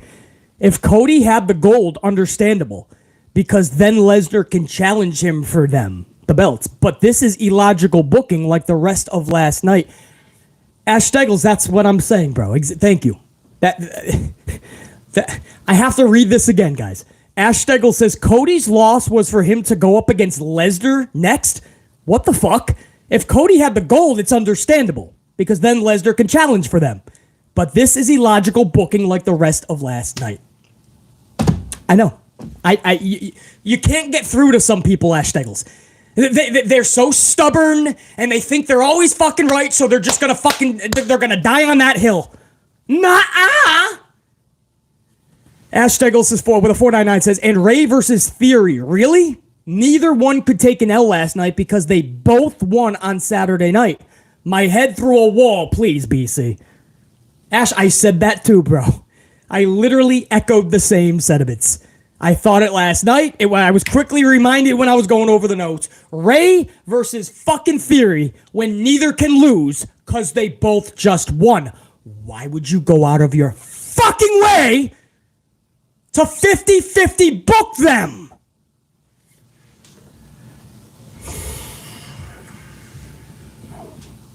Ash Steggles with a 2 spot. Raw's ratings definitely below 1.5 this week. On a normal Raw, it would be, but because it's the Raw After Mania, and all the fucking, either the good press from Saturday night and all the bad press from Sunday night, I would be fucking floored if they didn't pull at least a 2.2. Because the Raw After Mania, you still got the casuals banging out. So Ash Steggles, on a normal week, could probably be 1. I'd be floored. It was so bad that it should get a 1.5, 1.4. But I bet you people stuck around because there's got to be like surprises, right? And imagine their surprise. Their surprise was when they only saw Scooter McGhee.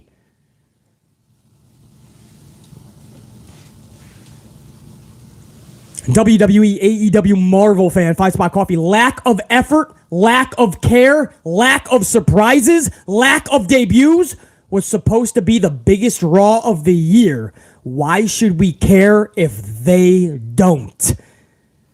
Exactly. WWE, AEW, Marvel fan. That is our point from the jump. That was our point from the jump. Exclamation point. WWE, AEW, Marvel fan with another coffee, 5-Spot says, I forgot to mention no Randy Orton either. It would have made more sense than to do a BS Brock Cody feud that nobody cares about. Yeah, if you put the title on the line, and this made sense from the jump, I could be down with Brock and Cody, guys. I don't mind that. Maybe I'm in the minority with it. Maybe I'm the only one that does see money in it. The reason none of us bought that shit last night is because it made 0 sense. If you did things the right way on Sunday, Brock and Cody could make sense, and I could be excited for it.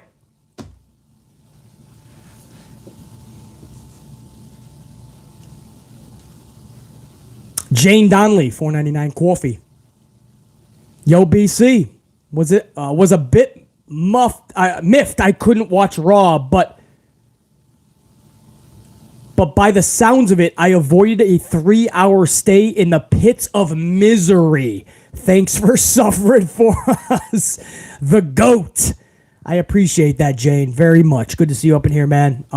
You didn't miss anything. You actually got saved last night. You had an angel on your shoulder, and they directed you elsewhere. Yeah, it was a pit of misery for wrestling fans to have to go through that 3 hours. It was that bad, man. Nobody's being exaggeratory.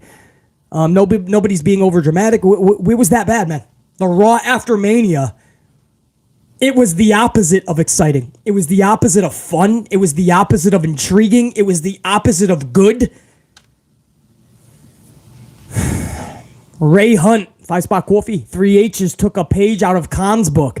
Make a big announcement to pop a rating. It worked. We got baited into watching the worst Raw in years. He made the big announcement thing, and all he announced was that we're not going anywhere. Well, we know that, numbnuts. Last night, we were kind of hoping you were going somewhere. Like, just go right off the fucking cliff. Because that's where the show went last night. Right off a fucking cliff from the jump. Colin, 2-Spot. The best Raw after WrestleMania was in Brooklyn. I agree. Was that when Brock came back in F5 John Cena? They're basically just doing that if you think about it. You guys remember when Brock Lesnar fucking came back and instantly turned on Cena? What was that, 2012? That was that the one you're talking about? Was that, I think that was Brooklyn. No, where was that? That was Miami, I think. That was Miami. So which one was Brooklyn? Because that was, Jared 9, man. You are on it, bro. Where's Jared 9? Jared 9 was on that shit. Miami 2012. Jared 9, man. Much love, brother. That was epic. I fucking just said it. I look at the screen and Jared 9's already got that on the fucking board, bro. Yeah, that was Miami when Brock did that. Which one was Brooklyn? That was the best Raw after Mania. What was the surprises? I forget. I don't know. I get them all mixed up.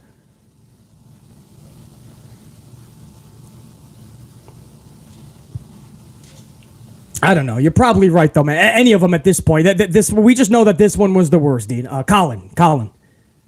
JL220, BC Breaker dodged a bullet not being on the show. Oh, yeah, JL. I didn't even think of that, bro. You're exactly right.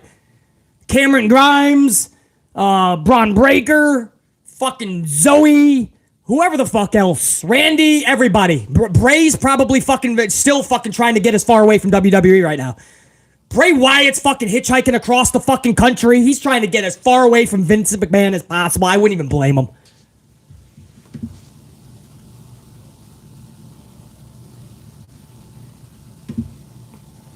Jamal Straken, $4.99 5-Spot. Jamal says the Brock and Cody story would have been better and more believable if Cody was champion and that segment set up Brock as Cody's first number one contender.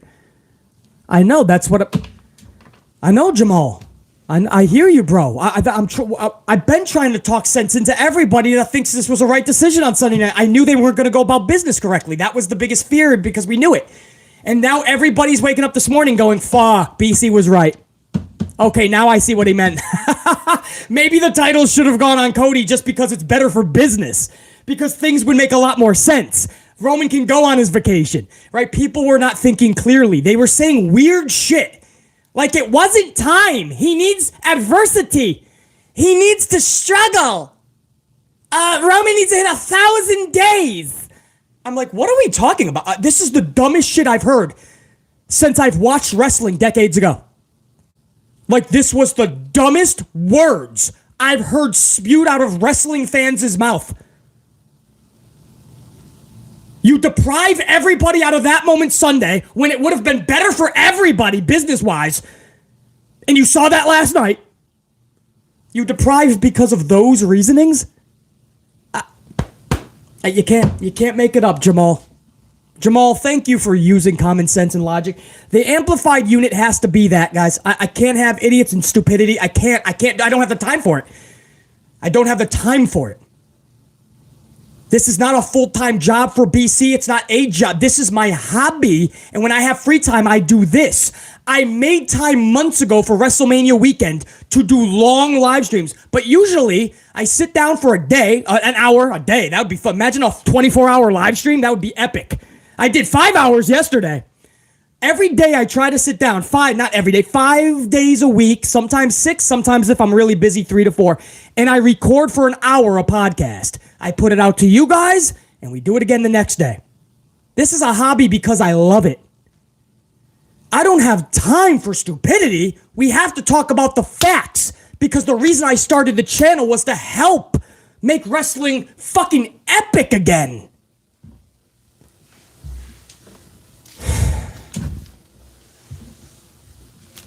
If this was just like a job, all right, then okay, you got to put up with all of it, yada yada. No, I don't have that time. I don't. My day is filled with so much other shit. We have to be on the same page so we can make it better. I'm thankful my hobby turned into a success. That's awesome. Probably because I know what the fuck I'm talking about. And as fucking crazy as I may come across, people understood that I'm a realist in this motherfucking community. That nobody talks this much common sense in the community. And I'm thankful for you guys. Jamal, I agree. I thank you for being here, brah. Add common sense and logic to an otherwise not so much logic and common sense community. JR9 Gaming. 10 spot up in here. JR9 again, dude. Can't thank you enough. Always being right there, dude. I feel awful for the ladies. 2 hours with 0 of them appearing. 2 matches being cut and just 15 minutes of TV in 3 hours. The amount of disrespect they have got has got me close to quitting watching the main roster altogether. JR9, is that what it was? 15 minutes in 3 hours?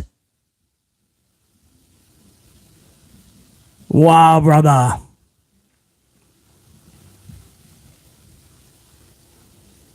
They don't know what they're doing with them. I mean, Rhea and Bianca was all they thought about.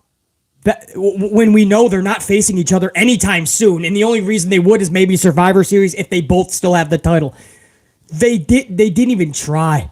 Bayley probably wants the fuck out. Asuka has already told you she wants the fuck out, or maybe she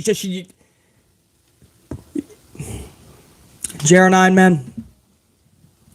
15 minutes. I didn't even think about the fucking. But then they wonder why there's no fucking care in the women's division. When the talent is there, you just gotta give a fuck. JR9, it's fucking repulsive is what it is. Sheriff Rivers 6 spots. Sometimes you have to sit back and laugh at the stupidity of others.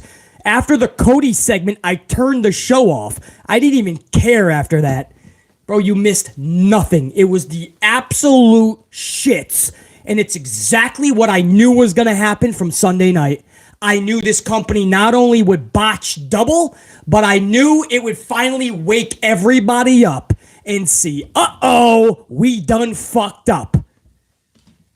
I'm not at the stage yet where I'm laughing about it though, Sheriff. I'm sure I will get to that. It's just frustrating that we couldn't have done the right thing Sunday night. And all of this could have been just negated. We didn't even have to put up with this shit. Sheriff Rivers, JR9, 10 spot, JR9's, oh, hold on. Get that up there, JR9. Make that bigger. I hope Roxanne, JC, Alba, and all the NXT girls stay there, as if any of them, they get called up and get zero respect, I'll be done with WWE for good. I've got to make a stand for women's wrestling. JR9, I hear you, and let me ask a serious question. I know your answer.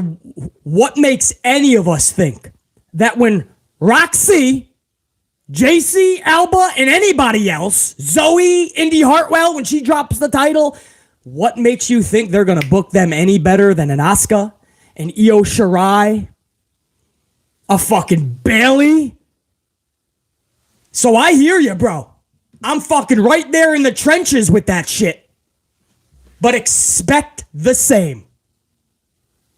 Exactly, JR9. It's going to happen, unfortunately and inevitably.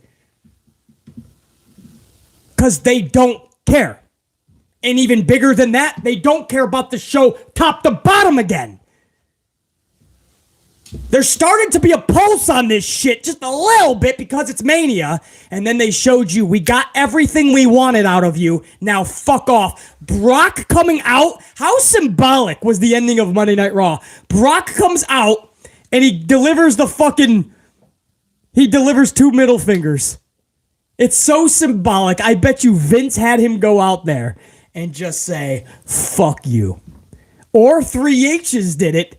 With that fucking, he's so petty, guys. He's petty. 3H's. He remembers the sledgehammer into the throne in AEW. And that was his fucking fuck you. They're a petty group, guys. They're petty as fuck.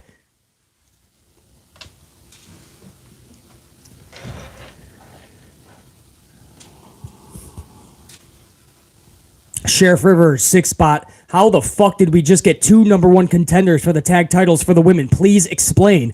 I need answers. Damn it. LOL. And they literally leapfrogged Ronda and Shotzi, who actually won the showcase match, which Liv and Raquel were in the same match and they lost.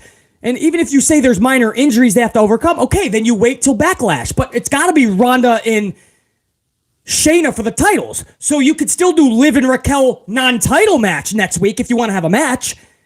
I can't make it make sense, Sheriff, because they're not allowing me to do that. They're not allowing, I can't help you out there, Sheriff. I'm still trying to comprehend the bullshit. I'm literally trying to comprehend this fucking shit for us, but I can't. Sheriff Rivers with a 5 spot. Now we have another issue where neither Brock or Cody can lose. And I didn't even think of that. Cody definitely can't, but they probably will make him lose. They probably will, because that's just what Vince and Triple H will do from here on out. They got what they wanted on Sunday, the big fuck you. They had Brock go out there and literally say fuck you to end the show to Cody and probably to all of us. And here we are, man. Here we are. If there was a title on the line, at least, okay, now we're playing ball here. You know, Brock's going to lose, but this is going to be a good fucking... That's a title match. I can't. I'm just repeating myself now. It's mind-numbingly fucking stupid.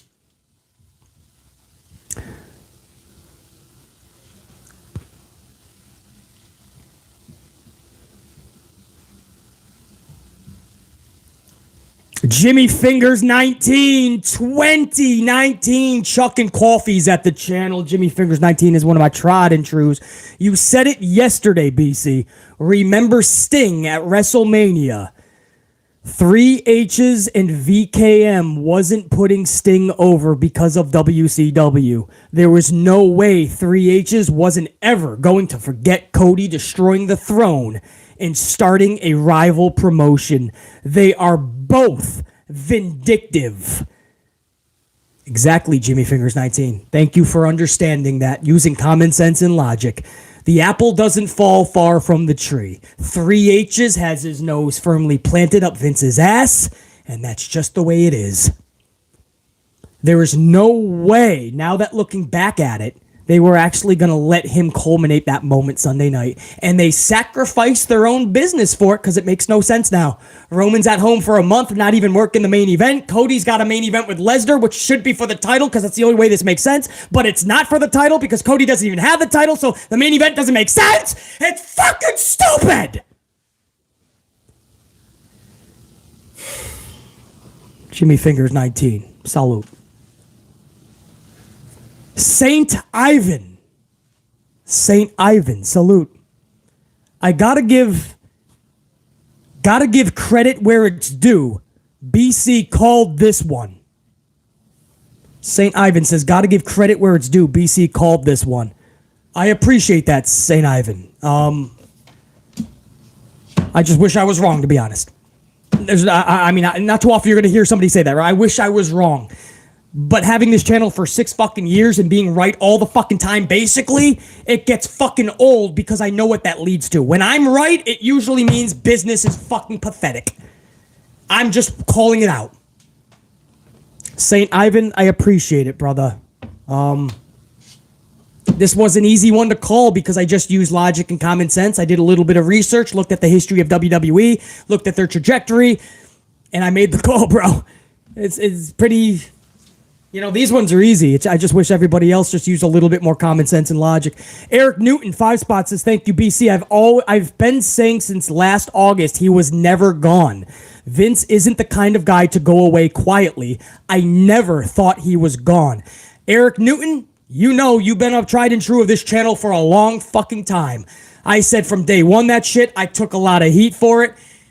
And it's another thing, just like St. Ivan says, BC, I got to give you credit. You called this one. I called the Vince McMahon thing too because I just used bare minimum common sense and logic. This was obviously a puppet regime. He put Nick Khan, his daughter, his fucking son-in-law as the head people during an investigation. He's coming right back when the dust settles. You know what Nick Khan told Stephen A. Smith last Thursday or Wednesday, whenever he was on First Take? He literally, Nick Khan used the same words that BC used. Vince came back when the dust settled, and it is what it is. That's what Nick Khan said. He used my exact word. That's all this was. When the dust settles, he'll be back into the forefront publicly. He never actually left, though. Never left. He was always fucking there calling the shots. And H even admitted that when he was asked, does Vince have any control? And H was like, nope. Well, I mean, it's my father-in-law, so yeah, we talk some shop, but yeah. He knew. He had to be like, well, fuck, I can't say totally no, because I will get fucking called out on that. Eric Newton, man, common sense and logic will take you always, most of the time anyway, common sense and logic will take you to the fucking, to the answer you're searching for. Courtney Ward, 199. Courtney says, at this point, Kana and Io should go back to Japan. And that would be sad to see, just like Asuka said in that post. I should just go back to Japan, but I know you guys would miss me. Yeah, we would. That would suck if they had to leave. It sucks that Sasha Banks, the greatest fucking female wrestler that WWE fucking had to leave. It sucks that one of the most athletic females in the fucking world, Naomi, had to leave. It sucks that Kyrie wanted to go back to Japan because there was nothing there in WWE. It sucks that Bayley probably wants to walk the fuck out and wasn't even mentioned last night. It sucks that Asuka even had to say, maybe I should go back to Japan because the women's division is boring and it's the shits. And she probably got punished for it. It sucks that Asuka has to go through that. That Bayley has to be booked like that. It fucking sucks. Top to bottom, start to finish, beginning to end, it sucks.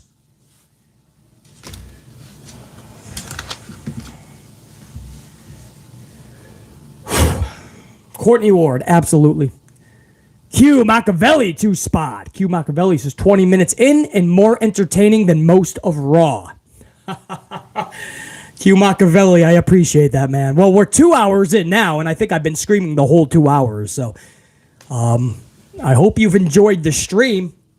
I mean, yeah, when you have a channel like this and you have 12, 13, whatever it was, 100 people live, and you know thousands are going to catch us later, you want to be entertaining, no doubt.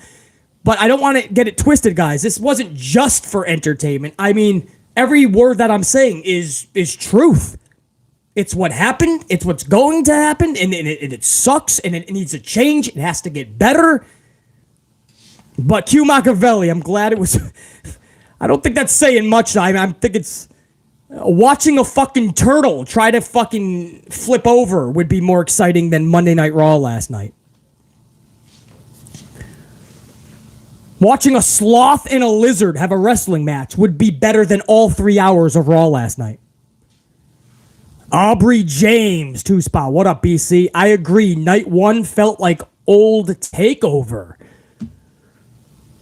Yeah, they just gave matches time. Everybody went out there, fucking rocked it out. Right decisions were called. You know what I mean? We didn't overthink shit. We didn't say stupid things like, oh, this guy can't win because there's not enough adversity. He didn't struggle enough. Now this guy needs to be champion for more days to hit a record. He can't win. We didn't say stupid shit like that to sound like we're smart fans when we're just sounding like absolute schmucks and idiots. Takeovers didn't have all that. So yeah, I guess you're right, Aubrey James. It kind of did. Jamal Strake and Jamal with a 2-spot says, didn't Roman complain about Brock being part-time? Yeah, but Roman, and much love to Roman. I mean, he's rocking the game with his one, and his entrance theme is badass, and the Bloodline's been an awesome storyline. But Roman has always wanted to be. Roman always wanted to be the Brock. Right? That's why he got Paul. He always wanted that type of deal. Contractually, he always wanted to be looked at as that special attraction. He wanted that from day one, bro. And he went out and he got it. Good for him. But he always wanted to be Brock. Jamal, no doubt. Jamal Straken. The Elmeister with a 2-spot. The Elmeister says, do you see Fox canceling SmackDown next year? No, if anything, it's going to be Vince, Endeavor, Ari, the leader of Endeavor, the boss of Vince. I can't believe I'm saying that, man. Yesterday was the first day we woke up, and probably all of our fucking lives, unless you're a little bit older, yesterday was the first day we woke up where Vince was not the actual owner of WWE. He's the chairman, executive chairman, but he now has a boss. 51% of it is now owned by Endeavor, only 49% WWE. So Vince actually has a boss finally. How odd is that, bro? So Ari, I'm sure they're going to look for like a new streaming deal, and I'm sure they're going to look for like a package deal where UFC and WWE is on the... I don't know. And I think UFC does a lot of work with Fox. But it's going to be whatever Endeavor wants to do. Vince will help lead the charge with Dana White, who's the president of UFC, and Nick Khan, who's the president of WWE still. But I don't think Fox is going to cancel. They just had one of their highest ratings in a long time because it was the go-home show to WrestleMania, so they pulled almost a 2.5. So Elmeister, their SmackDown right now is keeping WWE alive and afloat.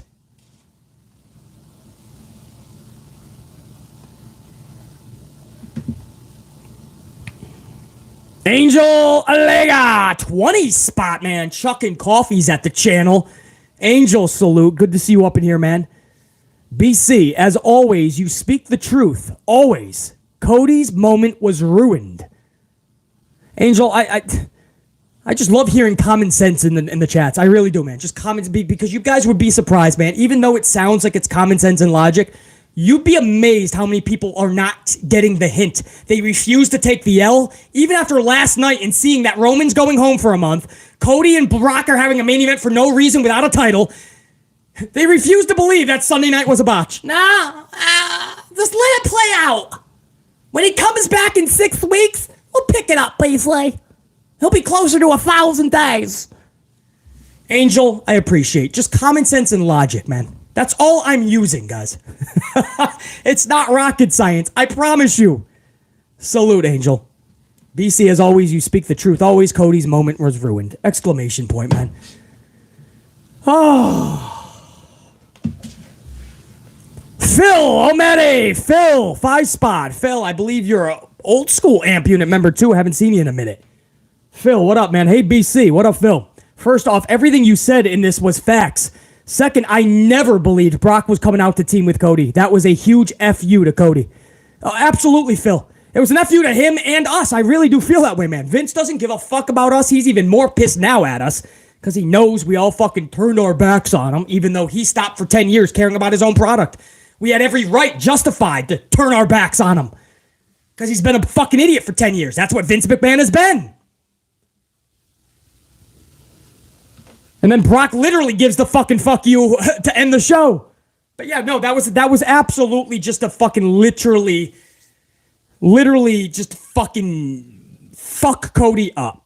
Just a little bit of a beating. Add insult to injury. Again, if there was a title, if this was like a reason for this, okay, I might be down with a segment like that. Cody's champion, right? It's not just like a punishment angle. There's a reason behind it. You're setting up a title match, and you know Roman's at home anyway. He's not working. Okay, I can understand it. But because they botched Sunday night, none of it makes sense. Cody's just taking a random beating. Cody's just taking a random fucking beating! And people are still like, what can you do? What can you do, BC, you know? Maybe it'll be better in a month after Puerto Rico Backlash. I can't, man. Phil Omed, thank you for just using common sense and logic. I guess that's the theme of the fucking stream. I'm thanking you guys for just using common sense and logic because it's not too fucking, it's not a common thing. Common sense is not so common, evidently, in the wrestling community. A Merrick, 5-Spot Coffee, says that Cody, Asuka, and even Damage Control situation is so infuriating. I want to punch something or someone. Any recommendations, LOL? Just put your dome piece into a brick wall, A Merrick. It really does relieve a little bit of stress. Or if a barista doesn't make your coffee right, I don't know, you could powerbomb them through the fucking barista table. A Merrick, good to see you up in here. Exclamation point. I feel that. I've reiterated 1,000 times in this stream. I'll use your word. Infuriating. No question. Justin Jones, Vicebot. John Cena told Austin Theory that crowd after Mania would eat him alive. Yeah, remember that? John Cena told Theory the crowd at Mania would eat him alive. And so for 4 minutes, I think they thought they were actually going to. I think like 3 H's and Vince were like, yeah, go there. They're going to eat you alive. And for 4 minutes, Austin Theory tried to get everyone to hate him. There's one thing they forgot in John Cena's promo a few weeks ago. Nobody cares about Theory. So nobody ate him alive last night because they didn't give a fuck. Common sense and logic. Justin Jones, too funny. The MMA holes, 2-Spot. Wrestling. Stay amplified. No doubt, MMA holes. You got to get a new name. That's a weird name. That's a weird one. MMA holes. James Shrimp Fajitas, 5-Spot Coffee. Thank you, BC. Raw was a travesty. Can't stay the whole stream. We'll get it later. Love your honesty and truth. Keep on rocking, BC. You know it, bro. James Shrimp Fajitas, keep rocking. We're going to stay amped. We're going to keep telling that fucking truth, bro. Justin Jones, 10-Spot. Dom over Roman. Why? Roman needed his family to win, but if Dom was beat by his family and a bunny. Dom over Roman. Why? I don't know. Dom over Roman? I don't understand. Dom never win over Roman. Roman needed his family to win, but if Dom was beat by his family and a bunny. I don't understand that one, brother, but Justin, I appreciate it, man. Maybe it's because I've been fucking screaming for 2 hours. I don't know. Phil Omedi, 499 5-Spot. I swear to everything that is holy, if that was to tease a unification match for the women, I will punch a wall or a human being. Love the show. Stay safe. Phil, put your head through a brick wall, man. Put your dome piece to a brick wall and we leave stress. I hear you, brother. They'll do something stupid like that. Phil Omedi 999 10-Spot says, I said it honestly from the beginning. I love the thought of Damage Control, but in the end, it's 3 incredible talent that didn't gel well as a trio. Now, all of them are messed up, and they never even were given the chance, Phil. That's the problem, right? Like, it's easier to gel when you know things are rocking and everybody's in your corner. When you know that everything is fucked up, Man, if it's not on kilter before, it's going to be way more off kilter afterwards. Phil, no question, man. I agree.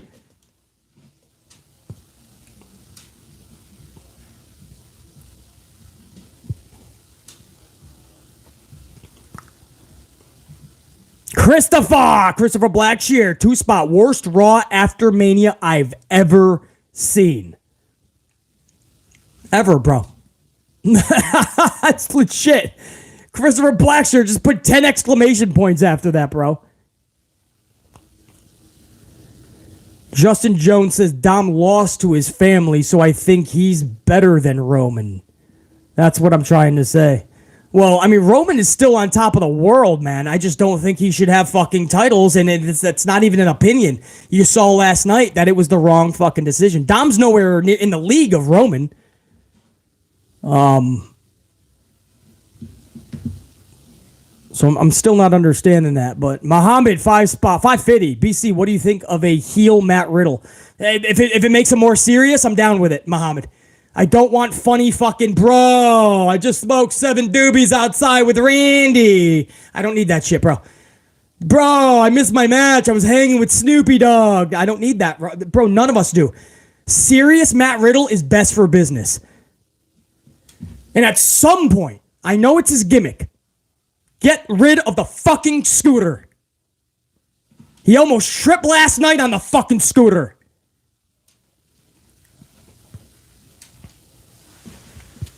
Muhammad. Ray Hunt, 5-spot. WrestleMania Night 1 was an elaborate April Fool's prank.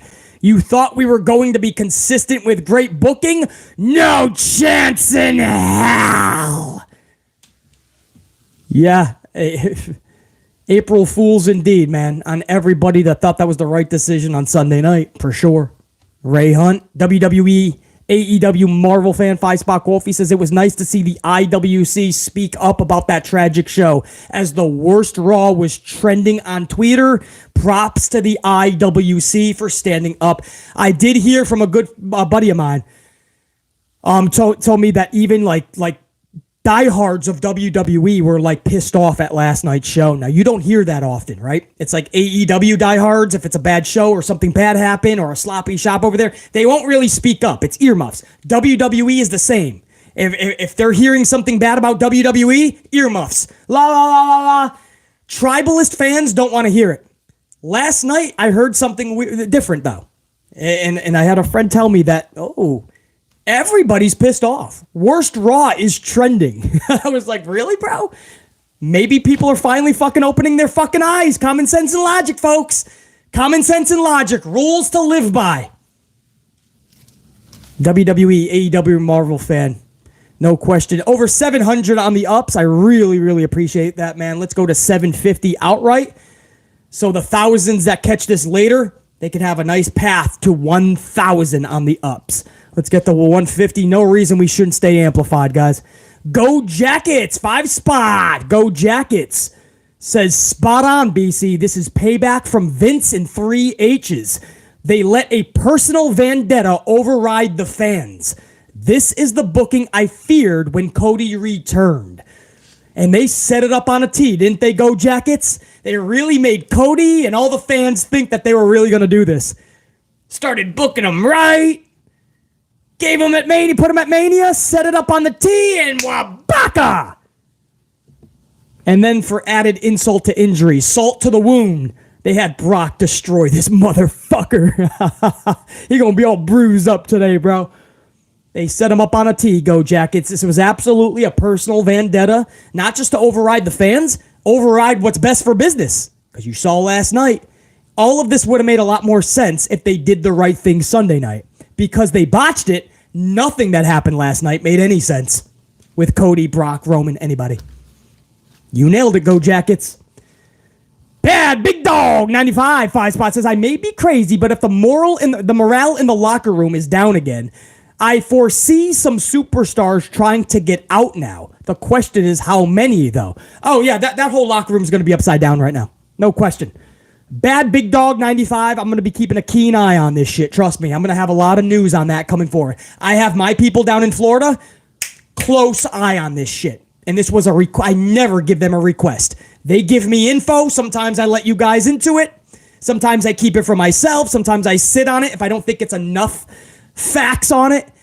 I actually sent a request to my own people, my sources, even though I hate that word.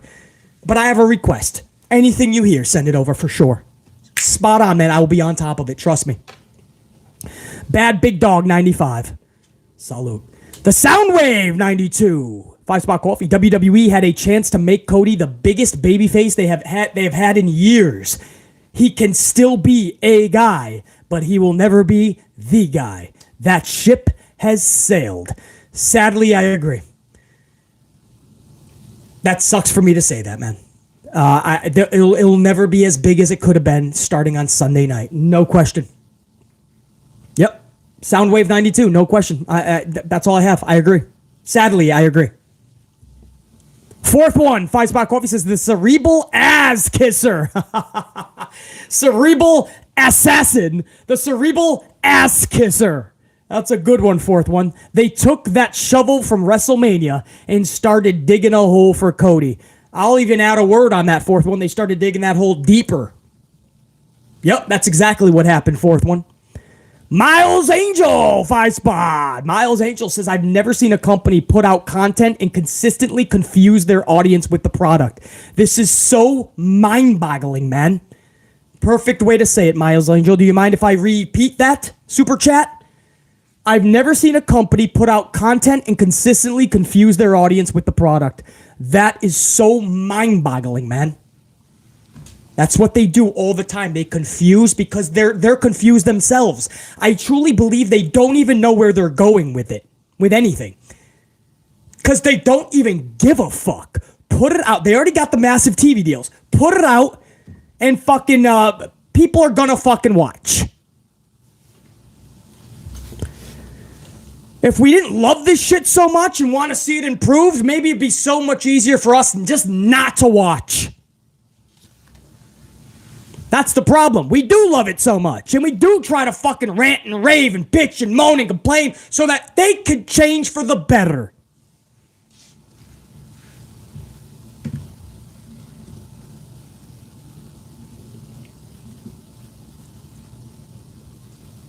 That was round one of all the supers, guys. I think there was a whole round two, believe it or not. So I got to get over to that. There was a lot of a round two.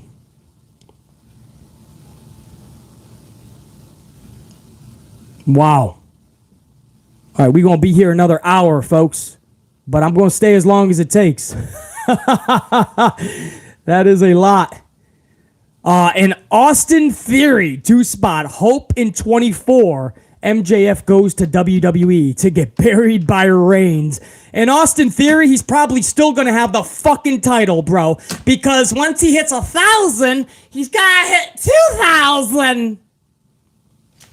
Prime Killer, 220. AEW fans turned on Cody. Now WWE turns on Cody. And then the bullshit part of this is that he was on the road where he had WrestleMania on their feet in the palm of their hands, and they decided to screw him over for a personal vendetta. The L-Meister, 5-spot. Will you laugh if Fox cancels SmackDown, BC? Well, they're not going to cancel. They're pulling in a good rating, 2.5 recently. They're always around 2.4. They have a good relationship with Endeavor, especially UFC. So Fox would not cancel anything. Fox wants WWE. It's going to be if Endeavor leaves Fox. So I want you guys to get that out of your dome pieces. Fox is more than happy with SmackDown. SmackDown is at a 2.5. SmackDown is fine. SmackDown's not in any danger of fucking going anywhere. Fox loves it. Fox wants more. USA Network, another story. Mr. Black Ice 22, 2-spot. RIP to Raw After Mania. There's no purpose anymore. And no, it's just another show. We've been seeing that for years, Mr. Black Ice 22. Last night was the final nail in that coffin. Right now, all of us, I can never look at a Raw After Mania as exciting anymore. It's been so bad for the past couple years. I wasn't even that excited last night. But I thought we would get some shit that was a little more consistent. A couple of surprises. That was them basically saying it's over, right? They know that now. It's over.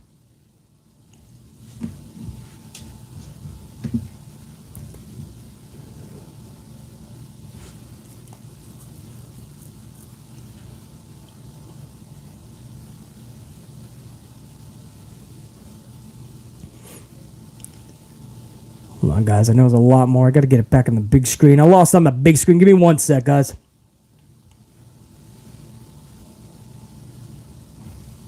All right, there you are. All right, where was I? Prime. That was Mr. Block Ice 22. Yeah, Raw After Mania is done. Steve Winyard. Steve with a 5 spot says, I'm done. I canceled my subscription today. This is an abusive relationship. I've had enough. You deserve my money more than these clowns. Steve, I appreciate the coffee when you look at it that way, brother. I appreciate the tip for my content services, for my entertainment. Steve said, you deserve my money more than these clowns. Bro, it's never needed, but I appreciate it. But I agree with you. I don't... There's no... I'll tell you this, guys. I'll put it to you this way. Steve, if I may transition a little bit. If Endeavor has them go back to a pay-per-view model, they better be giving us a lot more than this type of shit on their shows to build to the pay-per-view. And the pay-per-views better be way more fucking better than anything we've seen outside of a WrestleMania. So if they think about jacking pay-per-view prices to 60, 70, 80 bucks, because that's what might happen, guys. If they switch to a different type of a business model, there's a good chance that we're going back to pay-per-view every month. And you're going to have to pay $60, $70, possibly $80 is what I'm hearing Endeavor wanting you to pay. Now, Amp Unit, are you going to pay fucking $80 for this shit? Because that's what the future might hold. Buck's Basement, 2 spot. Asuka is right. The women's division is boring. Oh, I agree, Buck's Basement. You know it, I know it, we all know it. Asuka knows it. I think she was having some fun, while also just a little bit of truth, and I think she got punished for it. I really do. Because she threw the women's division under the bus. I don't think Asuka really meant that much harm by it, to be honest with you, brah. You know that. But she was telling the truth. No fucking doubt, dude. Red Jester 88, welcome to the unit. You have just earned your gold card, bro. Salute. Front lines of the Amp Unit, please, I have one prerequisite. Never be a bitch boy, Braden. Always use common sense and logic, and you'll be ready to rock out with the unit gold status, man.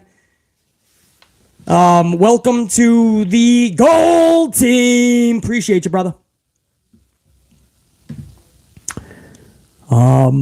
Savage 1024 the Punisher 10 spot. How childish was that finish on Mania? I'm speechless. We don't need 1,000 days for Roman. No charisma reigns. And I do mean if they do it at SummerSlam, I won't feel the same.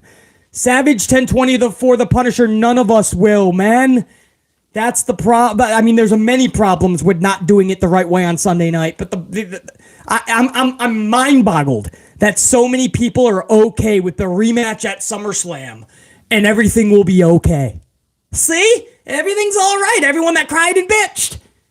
SummerSlam rematch. It's going to be at 20% of people giving a fuck. 20% is going to be where that meter is. BC's not going to give a fuck about a rematch. We're going to be seeing half of the fucking moment. 20%, negative 30% of the moment we could have saw Sunday night. Savage 1024, the Punisher, perfectly put. Big Nang 10 spot. Big Nang says WWE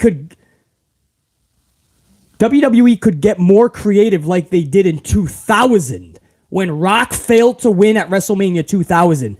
They made it up with Backlash when Austin returned to help The Rock beat Triple H for the title. But Big Nang, big problem with what you're saying, Big Nang. Back then, they gave a fuck. They used creativity. They were having fun. Common sense and logic was put into it. So, Big Nang, while I agree, you're also using common sense and logic, and that's something we don't use today. Big Nang, no lies spoken. Dr. Smooth Dude, a 2 spot. Feeling a big pit in my stomach, very sad day for WWE. In many ways, it's been a sad couple of days. And I wish I could say it gets a little better.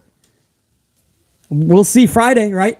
I mean, that was the Raw After. Now this is going to be the SmackDown After Mania. Now you're going to have a few days of really gathering the fury of the wrestling world.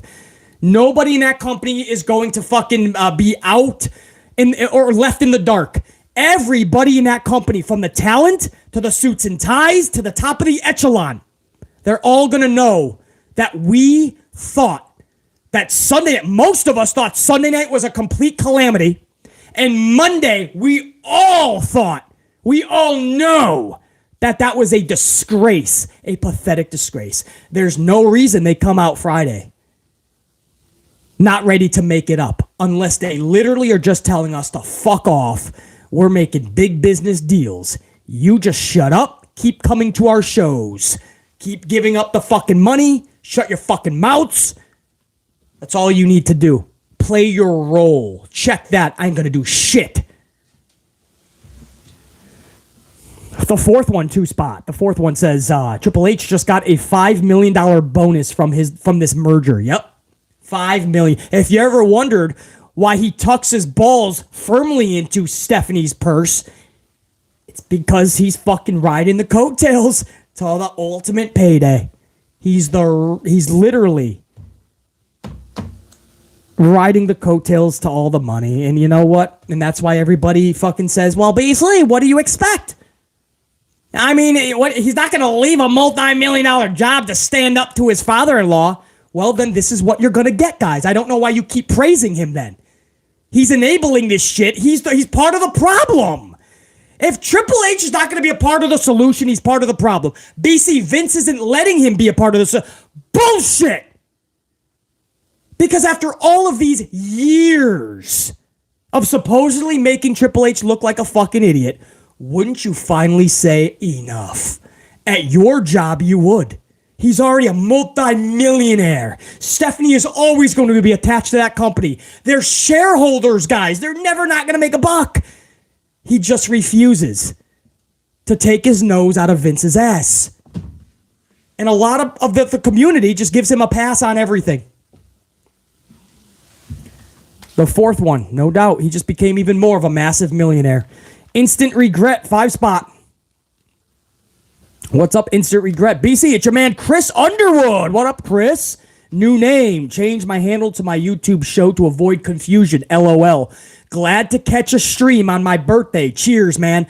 First of all, Instant Regret, Chris Underwood. Salute, man. Happy motherfucking birthday. I wish WWE made it a little happier for you and entertained you. Hopefully, I could do the bare minimum. Hopefully, I could entertain you on your birthday, bro. I appreciate the coffee and mad respect. Much love and respect right back to you. Chris Underwood, Instant Regret. Smash out your birthday, bro. Good to see you up in here.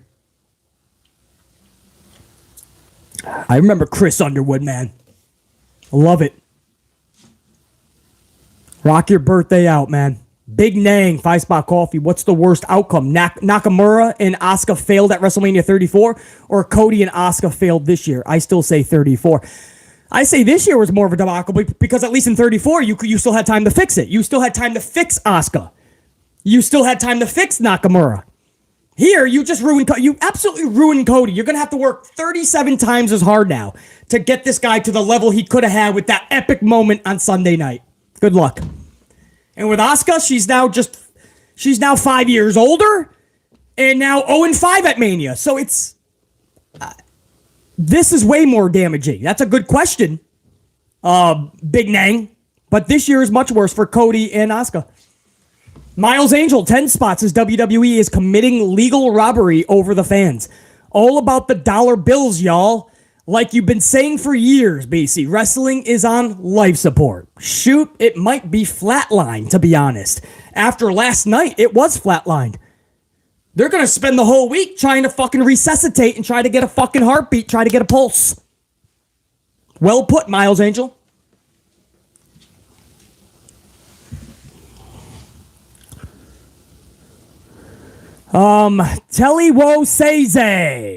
Telewoyan, 5 spot. Last night's Raw was a complete disaster, and you wonder why Mercedes and Trinity bailed. The talent deserves so much better. VKM is a cancer and needs to go. He's got the yes men around him, though. That's the problem. And the biggest one is 3 H's. And they're just going to keep doing this shit. And when Vince tells H to do something, he's going to say, you got it, boss. And it's just going to be business as usual. It would be different if H just fucking just put his foot down. And if that means that he's got to exit the company, then we fucking know that Vince is just burning the company from within. Internal sabotage to the point where he's got to be removed ASAP. And I know you're saying, well, that needs to be now anyway, BC. But the problem is he's got too many people up his ass. That's my point, guys. Until they stop that shit and take their faces out of this dude's ass, there's not going to be change. I don't know any other way to fucking say it, man. Nasir Alexander, Nasir999, Ted Spot says, this show made me sad to be a WWE fan. And Cody versus Brock Lesnar is basically 2012 with Cena 2.0. Both lost a big match to Samoans at WrestleMania. Yeah, and not only that, Nasir, can I add to that? If you go back, it's the same facial expression that I remember. I remember distinctively John Cena was up at the ramp looking like he just lost the Super Bowl. And if you go back to Mania, man, Cody had the same fucking look. It was the same fucking shit. And you think we're not going to fucking catch on to the bullshittery. Nasir Alexander, no doubt. Dino with the 2 spots. Is Bray on his way out? Feels like it. Dino, I wouldn't even doubt it at this point. I wouldn't doubt it if Bayley wants out. I wouldn't doubt it if Bray. I wouldn't doubt it, and that's so odd, man. We were just talking Saturday night, WrestleMania Night 1, how epic things are right now. Right? WWE has a pulse. Night 1 of WrestleMania was flawless. What a difference a day makes. Especially a couple of days. Steve Winyard. Steve with a 5 spot says, also, Charlie Flair is going on another break now after Mania. Of course she is. Go away for a couple months. Make fans miss me again. That's what she said in all of those interviews. I think the fans boo me because I haven't given them a chance to miss me. And then she came back in Tampa and they gave her a big pop. And then within 3 months, they were already booing her out of the building.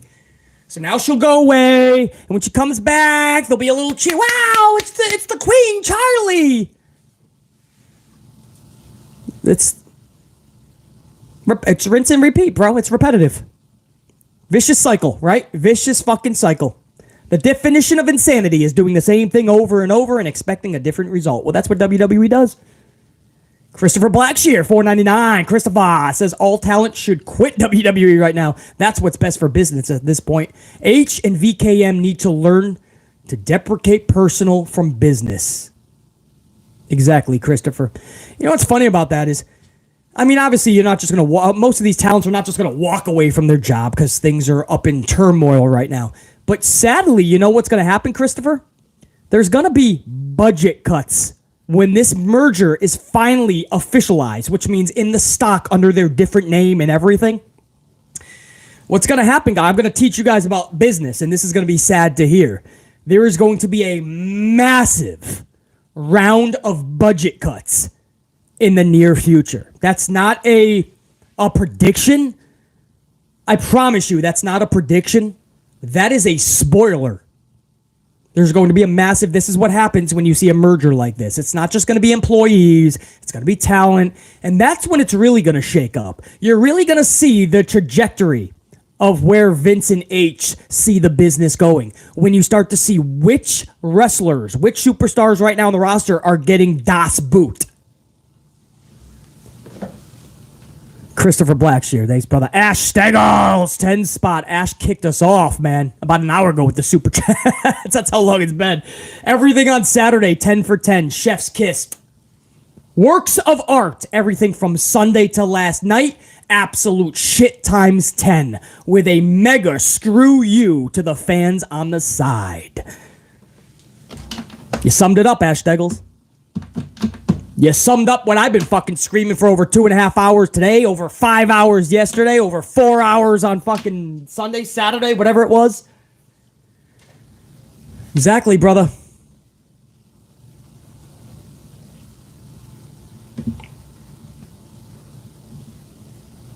Alfuen ASM. ASM.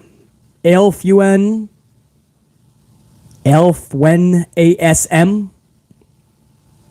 5-spot high BC. This is a very sad moment, not just for WWE, but for pro wrestling in general. Thank goodness we have voices like you around.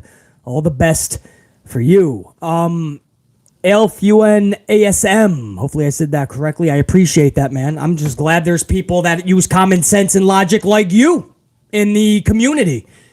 But you are right. It's a sad moment for WWE for sure. I mean, that was not a Raw After Mania. That was a tragic shit show.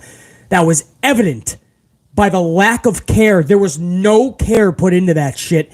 And you know it's bad when Raw After Mania is being called worst Raw and it's trending. It's trending. You know it's bad when WWE diehard fans that usually defend the company are coming out and saying, that was a shit show. Derek Fleming Jr., 2-spot. BC, I was wrong about Cody versus Roman. My bad, bro.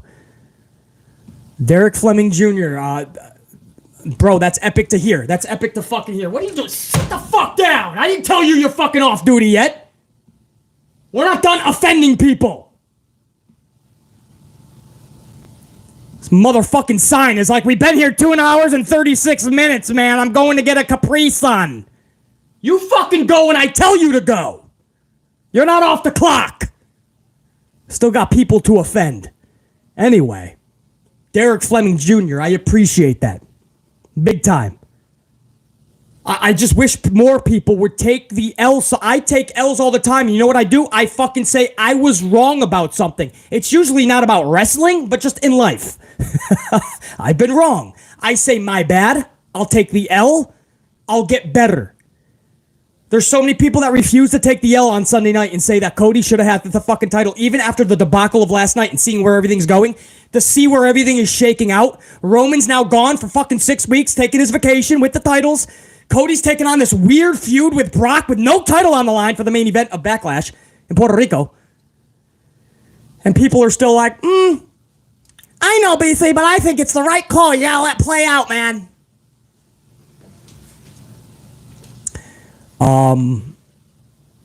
Derek Fleming Jr. I appreciate that, man. Big time.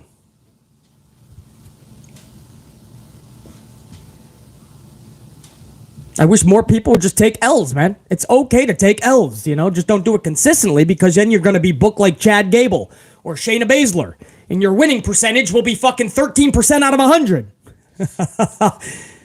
The L-Meister, 2-spot. WWE should hire BC Amplified for head of creative.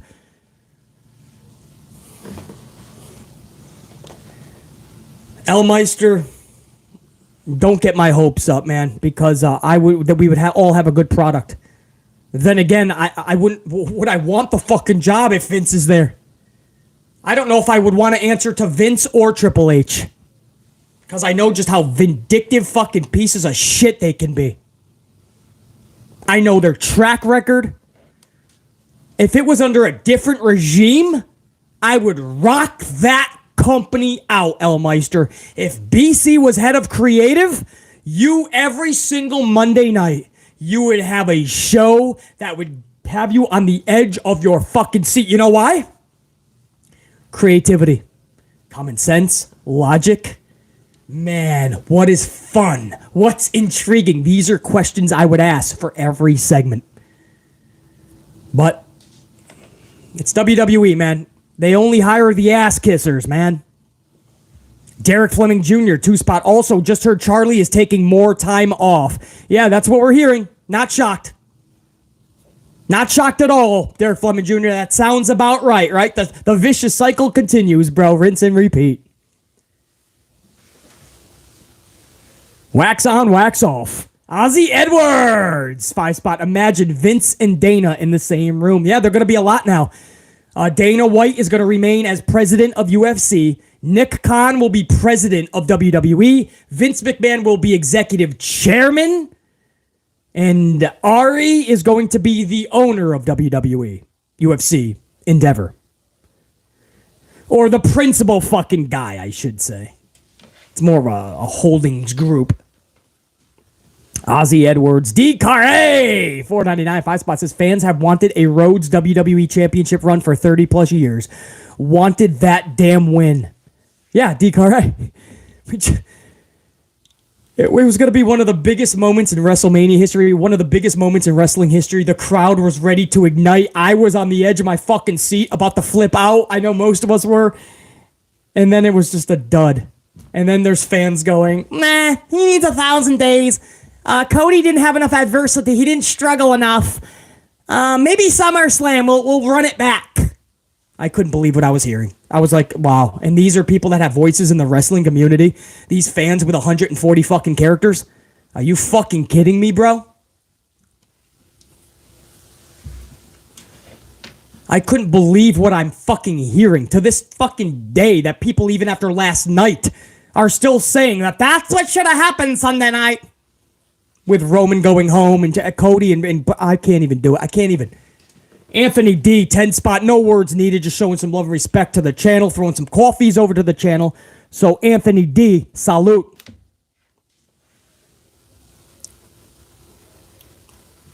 Miles Angel, 2 spot. It's a petty revenge world tour in WWE right now. Absolutely. And Cody Rhodes is taking the blunt of it, Miles Angel. Ozzy Edwards, a 10 spot. I'll put it like this in the WWE. No sense makes sense. Go figure. In caps. Can I read that again, Ozzy? Because you're right. In WWE, no sense makes sense. Go figure. That about makes sense, Ozzy. Dan Melichnik. Dan's with a 2 spot says Vince and Triple H are about to bury Cody. It's already began. I want to say it's just like storyline to set up with Brock, but when you do it without the titles and it doesn't make sense and he's coming off a big L at Mania, it's bad booking. So I mean, I'm obviously not going to call it burial right now. It could lead to that, but this is botched, butchered booking, what we are witnessing right now for Cody. I'm just glad that everybody is seeing that after last night. Dan, appreciate it. Alan Christensen. Alan with a 5 spot coffee says Cody needed to hit that third crossroads and pin Roman. That's how the story should have ended. Thanks for doing what you do, BC. I finally stood. I was at the edge of my seat. I didn't want to stand up because I didn't want to jinx anything. Every time I do that, and it goes bad, it goes south. But when I saw the second crossroads hit, I jumped up because I was like, "He gonna do it! He gonna do it! This is gonna watch. Listen to the crowd. Watch this crowd. Listen to BC. Watch me. I'm gonna flip the fuck out." And then I saw Solo, and then moments later, Cody was pinned. The crowd was deflated. Not even like what? And then we went off the air. I don't even know how anybody can defend that situation on Sunday night. I can't. Alan, I agree. The third crossroads hit. Roman takes his 6-week vacation bare minimum, which he's doing anyway. Now he's just taking the titles with him. He's more part-time than ever before. We have a weird, nonsensical fucking main event for Backlash without a title. Everything now, it's a trickle-down effect. You botched so badly at Sunday night that now everything is the shits. Nothing makes sense. Alan, I appreciate that. DC Lanier, 2 spot. BC, I don't even want to go to SummerSlam anymore. I don't blame you. What the fuck you gonna see? Are they actually gonna give Cody another rematch? I wouldn't even fucking declare that he's gonna win it there. And nobody's gonna care as much as they would at WrestleMania. DC Lanier, make the right choice, bro. Justin Merchesney. Justin with a 2 spot says, I was playing franchise on MLB The Show over Raw. Way more interesting, bro. You're probably more creative with the fucking game, franchise MLB mode, than Raw was. Bobby J 777, Bobby with a 5 spot. I've watched WWE for 20 plus years, even during the decline, like you've said, out of habit and hope, BC. But with VKM back heavily involved, back to just BC. LOL. Bobby J 777. I used to get that a lot where people would tell me when it was really bad, just within the last couple of years, they would say, BC, I don't even watch the shows anymore. I just listen to you, bro. So Bobby J 777, it might go back to that. Some people might just totally just stop listening and watching to anything to do with wrestling, or at least WWE, and a lot of you guys might just listen to BC. Thank you for for still stopping by and saying what's up. I love to have you. I'd love to have you. And I will tell you guys, if something epic happens, go check it out. And if something is miserable or an entire show, I will tell you, stay away from that shit. Don't even click the highlights. Bobby J. Triple Sev. I appreciate that, man. That was the whole second round of Super Chats. If I'm missing any, I will get them for the next vid, guys. There's a lot, so I'm trying to get every single one of them. I think there was a third round while I was going over that, actually. So let me start up the third round. Savage 1024 The Punisher with a 5-spot call fee says, Cody was 100% ready to win the championship. What are these stooges talking about, BC? Mania was the time. WWE hates its fans, but yet he's not a draw. We all, more of us at least now, right? More of us now know after last night that Cody had to win it on Sunday night. More fans now know this morning than they did on Monday morning. Let's put it that way, after seeing what happened last night. But I don't know what they're on, Savage. I don't know how you can defend what happened on Sunday night. So Savage 1024 The Punisher, I'm still as complexed as you. Phil O'Malley, Phil with a 5-spot says, I've been depressed since the main event of Mania. Cody's been my guy, and he'll always be my guy. But a personal vendetta got in the way. Pathetic. That's what happened, Phil, though, and you know it. And I like Cody too because he's so good at he is really such on top of the world in terms of wrestling right now. His wrestling has been masterpiece after masterpiece. And he was the guy. I'm not going to go over all that again. I've already said it a billion times. But a personal vendetta, because that's how Vince and Paul Levesque are. They will hold those grudges, and they will put a personal vendetta over good business. Mr. D'Amico Endurance, 5-spot call fee. What do people remember more, stats or moments? Roman's 1,000 days ultimately didn't matter. Cody winning the title would have been way more significant. Exactly, Mr. D'Amico Endurance. The 1,000 days is fucking stupid. They just want the press releases, right? They want like Sports Illustrated and shit to just say, WWE champion hits 1,000 days. Forget the moment that 20, 30 years ago we can go back and fucking watch. What that could have done for the business. What that should have done for what you did last night. Roman goes away, makes sense, doesn't have the titles. Cody's going to main event Puerto Rico Backlash with Brock. What's the reasoning? Why? What's on the line, right? All of it makes sense if Cody just wins on Sunday. I don't know how many times I got to say it, but there'll still be a schmuck going, I don't think so, basically. Frederick Williams, 5-spot coffee. Should have seen this coming when Bray disappeared, just like in 2021. Yeah, well, now Bailey disappeared too. Asuka fucking disappeared. We don't know where anybody's going. These motherfuckers are just flying off the deep end with this news. And I don't blame them, Frederick Williams. Miles Angel, 10-spot. It's so sad to see where WWE is at right now. This was all I had to escape reality for a moment when I was living in the hood as a kid. Straight heartbreaking to see. I hear you, Miles, man. It fucking absolutely sucks, dude. Most of us have been watching since we were little fucking kids, man, and it sucks to even see this. And I think what sucks the most is that Sunday night when that happened, why everybody was arguing, oh, that's the right call. Roman needs to retain. No, Cody had to win. Why everybody's arguing? BC's over here like, how is this a discussion? Cody had to win. It's not even a discussion. We know that Roman's going to be even more part-time after Mania up front. We already knew that. We know that Cody is going to have to put the company on the back as a top guy going forward in main events. Especially if Brock's the first guy. If you want anything to make sense, Cody has to be the title holder going forward. I don't even know how we got to this point, and people are so stupid to realize it. Miles Angel, no doubt. Godswill, a 2-spot. Roman no-selled 2 Crossroads. Legit. I noticed too, Godswilla, but that was the least of my worries at the time. But yeah, thanks for calling that out, because BC didn't even go over that. While everybody else was trying to go, Cody didn't sell a lot of the match. He sold the entire match, actually. He hulked up at the right times. Hulking up is not new. That's not selling. But we'll let Roman off the hook. It's so odd to me. Ash Steggles, it's fitting. Ash Steggles started it off with all the super chats, 178 super chats ago, And Ash Douglas is going to close it out with a 2-spot. This one is for Bushwhacker Butch. Rest in power. The Bushwhackers. Yeah, I feel so bad, man. Bushwhacker Butch is no longer with us, passed away. That was one of the big tag teams growing up for BC and a lot of you guys. They were the Bushwhackers, Luke and Butch. They would come to the ring literally just fucking bushwhacking their way to the ring. It didn't matter what happened, or if one of them was getting eliminated in the Royal Rumble in record time, they were going to bushwhack right back like nothing happened. Ash Steggles, thank you for reminding me to give a big shout out to Bushwhacker Butch. For sure. JR9 Gaming is going to close us out, man. JR9 with that coffee says, 5-spot coffee says, thank you, BC. And after the awful last few days, I'm so glad it's NXT night. I can't wait to see what's next for JC, Roxanne, Indy, Mello, Alba, and Isla.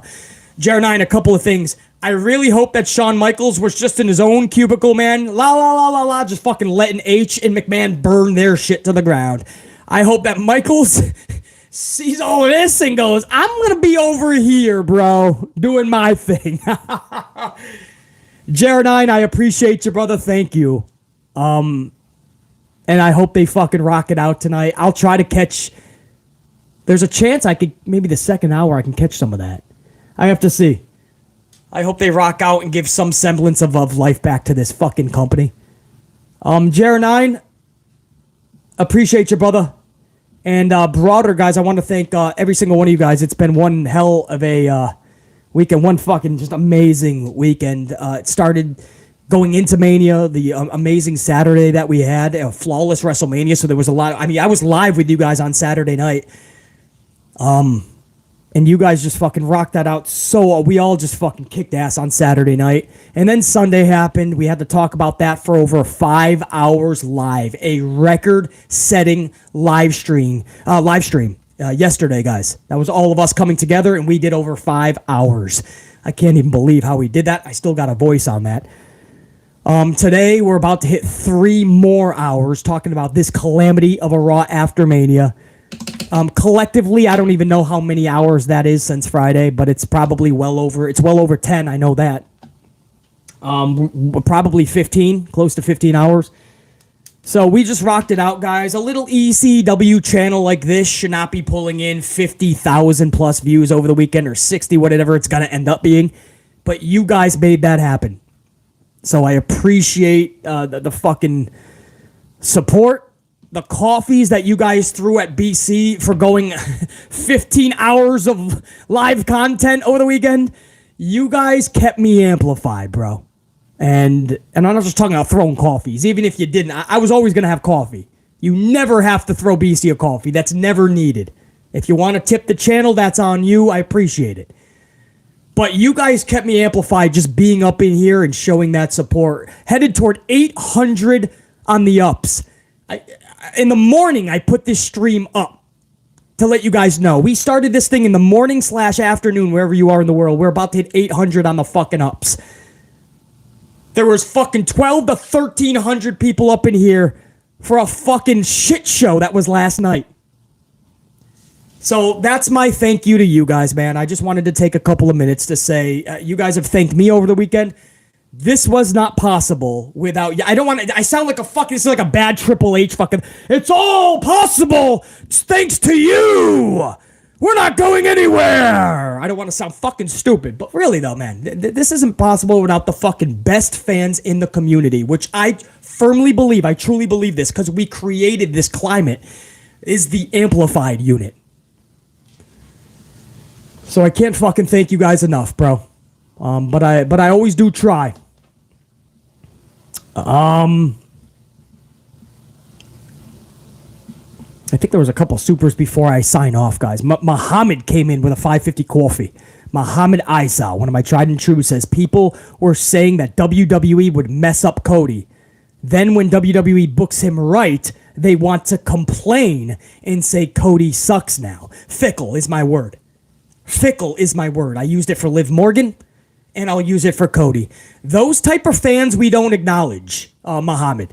We call them fickle. Bryan Danielson, Daniel Bryan coined that phrase and put it in a big wrestling limelight spotlight. I like to use that Bryan Danielson word. They're fickle. They'll never be happy. When they finally get an epic WrestleMania moment that we were about to get Sunday night, they'll find weird things to say to make it sound like Cody should not be winning on Sunday. And now you see what it led to last night.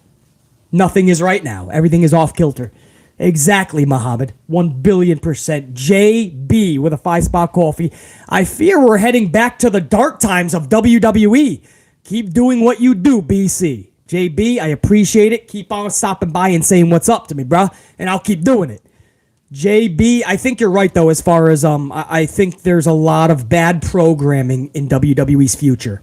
A lot of bad television. A lot of bad product. A lot of bad shows. A lot of bad booking. I think a lot of that is coming up. Oh, and major budget cuts. I think it's coming too, dude. No question.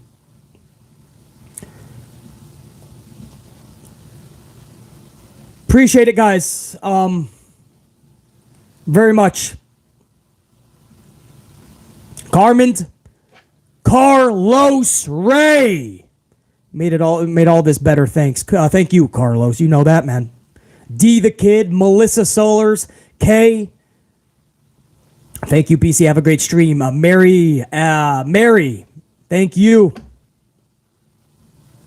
Ash Steggles. BC Dub. I like that one, Ash. BC Dub. JR9 Gaming, my right-hand man all the time, and especially through this weekend, man. Marie Appleweight up in here, dropping the fucking biceps, Marie. And the banger, but the truth bombs. Bobby J, 777. 10 out of 10 show tonight, BC says. Stu, I appreciate it. Project Santee, BC Dub, BC for the W, I love it. Project, appreciate it. Ozzy, appreciate it. Pedro, Young Arias, Pile Driver Finisher, Mad Queen, JJ Bulldog, Anthony Bowley, Isa,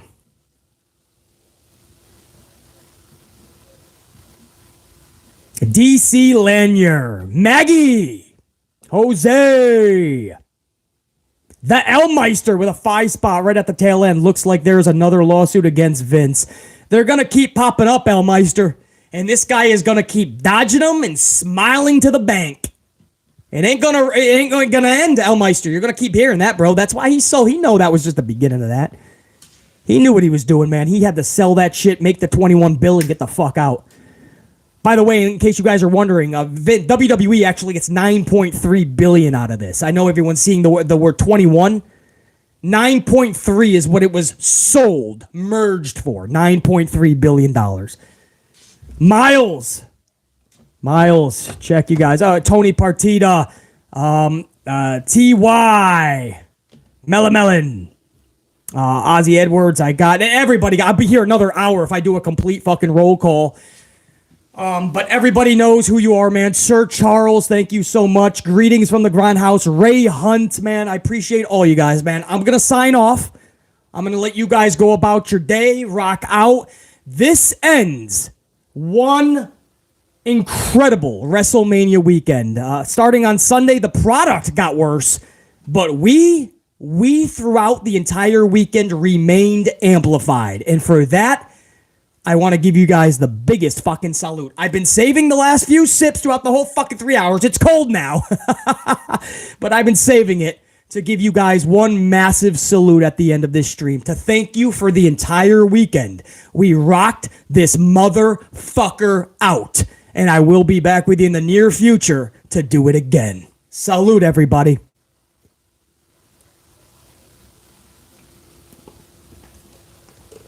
Salute.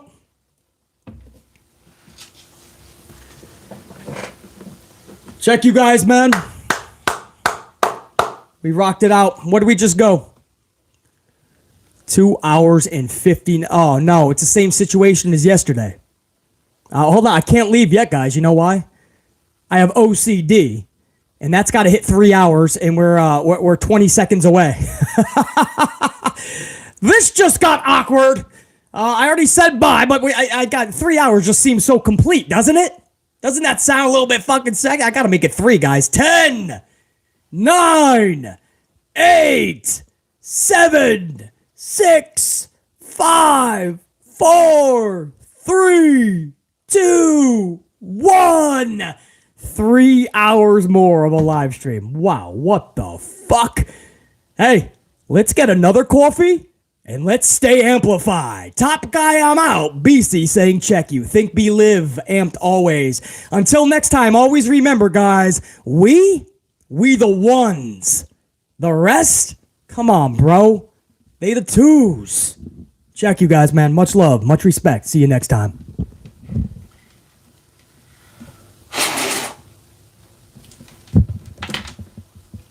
Salute.